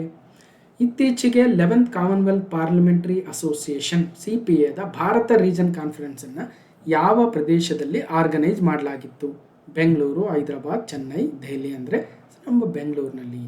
ಅದನ್ನು ಯಾರು ಉದ್ಘಾಟಿಸಿದ್ರು ಅಂತ ಕೇಳಿದರೆ ಲೋಕಸಭಾ ಸ್ಪೀಕರ್ ಓಂ ಬಿರ್ಲಾರವರು ಉದ್ಘಾಟನೆಯನ್ನು ಮಾಡಿದರು. CPA ಸಮ್ಮೇಳನ, ಕಾಮನ್ವೆಲ್ತ್ ಪಾರ್ಲಿಮೆಂಟರಿ ಅಸೋಸಿಯೇಷನ್ ಸಮ್ಮೇಳನವನ್ನು ಉದ್ಘಾಟಿಸಿದ ಸ್ಪೀಕರ್ ಓಂ ಬಿರ್ಲಾರವರು ಸಲಹೆಯನ್ನು ಕೊಟ್ಟರು. ಜನರ ಧ್ವನಿಯಾಗಲಿ ಸದನ. ಕಾಮನ್ವೆಲ್ತ್ ಸಂಸದೀಯ ಸಂಘದ ಭಾರತ ವಿಭಾಗದ 11ನೇ ಸಮ್ಮೇಳನ ಉದ್ಘಾಟನೆಗೆ ಆಗಮಿಸಿದ್ದ ಲೋಕಸಭಾ ಸ್ಪೀಕರ್ ಅವರು ಓಂ ಬಿರ್ಲಾರವರನ್ನು ಮುಖ್ಯಮಂತ್ರಿ ಸಿದ್ದರಾಮಯ್ಯನವರು ಸ್ವಾಗತವನ್ನು ಮಾಡಿದರು. ಸಂಸತ್ನಲ್ಲಿ ಮತ್ತು ವಿಧಾನಮಂಡಲಗಳಲ್ಲಿ ಕಲಾಪಗಳು ಬಡವರ ಧ್ವನಿಯಾಗಬೇಕೇ ಹೊರತು ಆರೋಪ ಪ್ರತ್ಯಾರೋಪಗಳ ವೇದಿಕೆ ಆಗಬಾರ್ದು. ಅರ್ಥಪೂರ್ಣವಾಗಿ ಕಲಾಪಗಳನ್ನು ನಡೆಸುವ ಮೂಲಕ ಜನರ ವಿಶ್ವಾಸವನ್ನು ಗಳಿಸಬೇಕು ಅಂತ ಈ ಸಂದರ್ಭದಲ್ಲಿ, ಅಂದರೆ ಕಾಮನ್ವೆಲ್ತ್ ಸಂಸದೀಯ ಸಂಘ, ಕಾಮನ್ವೆಲ್ತ್ ಪಾರ್ಲಿಮೆಂಟರಿ ಅಸೋಸಿಯೇಷನ್ CPA ಇದರ 11ನೆಯ ಸಮ್ಮೇಳನ 3 ದಿನಗಳ ಕಾಲ ನಮ್ಮ ವಿಧಾನಸೌಧದ ಮೆಟ್ಟಿಲುಗಳ ಮೇಲೆ ಉದ್ಘಾಟನೆಯಾಗುವ ಮೂಲಕ 3 ದಿನಗಳ ಕಾಲ ಬೆಂಗಳೂರಿನಲ್ಲಿ ನಡೆಯಲಿದೆ. ಓಕೆ.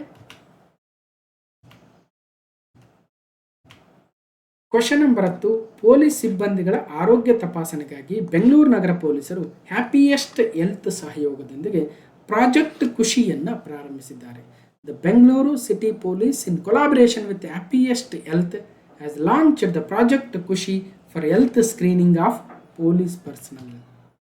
ಪೊಲೀಸರ ಆರೋಗ್ಯ ತಪಾಸಣೆಗಾಗಿ ಖುಷಿ ಯೋಜನೆ. ಯಾರ್ಯಾರು? ಪೊಲೀಸ್ ಇಲಾಖೆ ಮತ್ತು ಹ್ಯಾಪಿಯೆಸ್ಟ್ ಹೆಲ್ತ್ ಎನ್ನುವ ಸಂಸ್ಥೆ. ಹ್ಯಾಪಿಯೆಸ್ಟ್ ಹೆಲ್ತ್ ಸಂಸ್ಥೆ ಹಾಗೂ ನಗರ ಪೊಲೀಸ್ ಇಲಾಖೆ ಸಹಯೋಗದಲ್ಲಿ ಪೊಲೀಸರ ಆರೋಗ್ಯ ತಪಾಸಣೆಗೆ ಖುಷಿ ಯೋಜನೆಯನ್ನು ಜಾರಿಗೊಳಿಸಲಾಗಿದೆ. PCPSI ಎಕ್ಸಾಮ್ಗೆ ಓದ್ತಾ ಇರ್ತಕ್ಕಂಥವ್ರಿಗೆ ಖುಷಿ ಯೋಜನೆ ಭಾಳ ಇಂಪಾರ್ಟೆಂಟ್. ಇದರ ಉದ್ದೇಶ ಏನು? ಇದನ್ನು ಯಾರು ತರ್ತಾ ಇದ್ದಾರೆ? ಯಾರ ಸಹಯೋಗದಲ್ಲಿ? ಪೊಲೀಸರ ಆರೋಗ್ಯ ನಿರ್ವಹಣೆಗೆ ರೂಪಿಸಲಾದ ಯೋಜನೆ ಇದಾಗಿದೆ. ಮಧುಮೇಹ, ಅಧಿಕ ರಕ್ತದೊತ್ತಡ, BP, ಬೊಜ್ಜು, ಜೀರ್ಣಕ್ರಿಯೆಗೆ ಸಂಬಂಧಿಸಿದ ಸಮಸ್ಯೆಗಳಿದ್ದರೆ ತಪಾಸಣೆ ಮಾಡಿಸಿಕೊಳ್ಬೋದು. ಪೊಲೀಸ್ ವೃತ್ತಿಯಲ್ಲಿ ದೀರ್ಘಾವಧಿ ಕೆಲಸ ಇರುತ್ತೆ, ಅತಿಯಾದ ಒತ್ತಡದ ವಾತಾವರಣ ಇರುತ್ತೆ, ಅನಿಯಮಿತ ದಿನಚರಿಗಳಿರ್ತವೆ. ಇದರೆಲ್ಲದರಿಂದಾಗಿ ಅವರ ಆರೋಗ್ಯ ಸ್ವಲ್ಪ ಹದಗೆಡ್ತಕ್ಕಂತಹ ಸಂಭವ ಇರುತ್ತೆ. ಹಾಗಾಗಿ ಈ ಪ್ರಾಜೆಕ್ಟ್ ಖುಷಿ ಯೋಜನೆ ತರುವ ಮೂಲಕ ಅವರು ತಮ್ಮ ಆರೋಗ್ಯವನ್ನು ಸುಧಾರಿಸ್ಕೊಳ್ಳೋದಕ್ಕೆ ಆಗಾಗ ಚೆಕಪ್ಗಳನ್ನು ಮಾಡಿಸ್ಕೊಂಡು ಅದಕ್ಕೆ ಬೇಕಾಗಿರ್ತಕ್ಕಂತಹ ಟ್ರೀಟ್ಮೆಂಟನ್ನು ತೆಗೆದುಕೊಳ್ಳೋದಕ್ಕೆ ಇವತ್ತು ಬೆಂಗಳೂರಿನ ಹ್ಯಾಪಿಯೆಸ್ಟ್ ಹೆಲ್ತ್ ಸಂಸ್ಥೆ ಮತ್ತು ಪೊಲೀಸ್ ಇಲಾಖೆ ಈಗ ಚಾಲನೆಯನ್ನು ನೀಡಿದ್ದಾರೆ ನೋಡಬಹುದು. ಖುಷಿ ಯೋಜನೆಗೆ ನಗರ ಪೊಲೀಸ್ ಕಮಿಷನರ್ ಸೀಮಂತ ಕುಮಾರ್ ಅವರು ಚಾಲನೆಯನ್ನು ನೀಡಿದರು. ಹ್ಯಾಪಿಯೆಸ್ಟ್ ಹೆಲ್ತ್ನ ಮುಖ್ಯ ಸಂಪಾದಕ ರವಿ ಜೋಶಿ ಅವರು ಕೂಡ ಈ ಸಂದರ್ಭದಲ್ಲಿ ಮಾತನಾಡಿದರು. Project Khushi for police personal. So ಇಷ್ಟು ಒಟ್ಟಾರೆಯಾಗಿ ಕ್ಲಾಸ್ ನಂಬರ್ 909 ಮತ್ತು ಸೆಪ್ಟೆಂಬರ್ 2025 ಪಾರ್ಟ್ 5 ಆಗಿತ್ತು. ಇದರ PDF ಅನ್ನು ಡೌನ್ಲೋಡ್ ಮಾಡಿಕೊಂಡು ಮುಂದಿನ ನಿಮ್ಮ ಅಭ್ಯಾಸಕ್ಕೆ ಹೆಚ್ಚಿನ ಮಾಹಿತಿಯನ್ನು ಕೂಡ ಓದಿ ಅಂತ ಹೇಳ್ತಾ ಹೇಗನ್ನಿಸ್ತು ಅಂತ ಕಮೆಂಟ್ ಮೂಲಕ ತಿಳಿಸಿ. ಮತ್ತು ಈ ವಿಡಿಯೋನ ಕಂಪ್ಲೀಟಾಗಿ ನೋಡಿರ್ತಕ್ಕಂಥ ಎಲ್ಲರಿಗೂ ಧನ್ಯವಾದಗಳು. ಮತ್ತು ಮುಂದಿನ ವಿಡಿಯೋದಲ್ಲಿ ಸಿಗ್ತೇನೆ ಅಂತ ಹೇಳ್ತಾ ಥ್ಯಾಂಕ್ ಯು.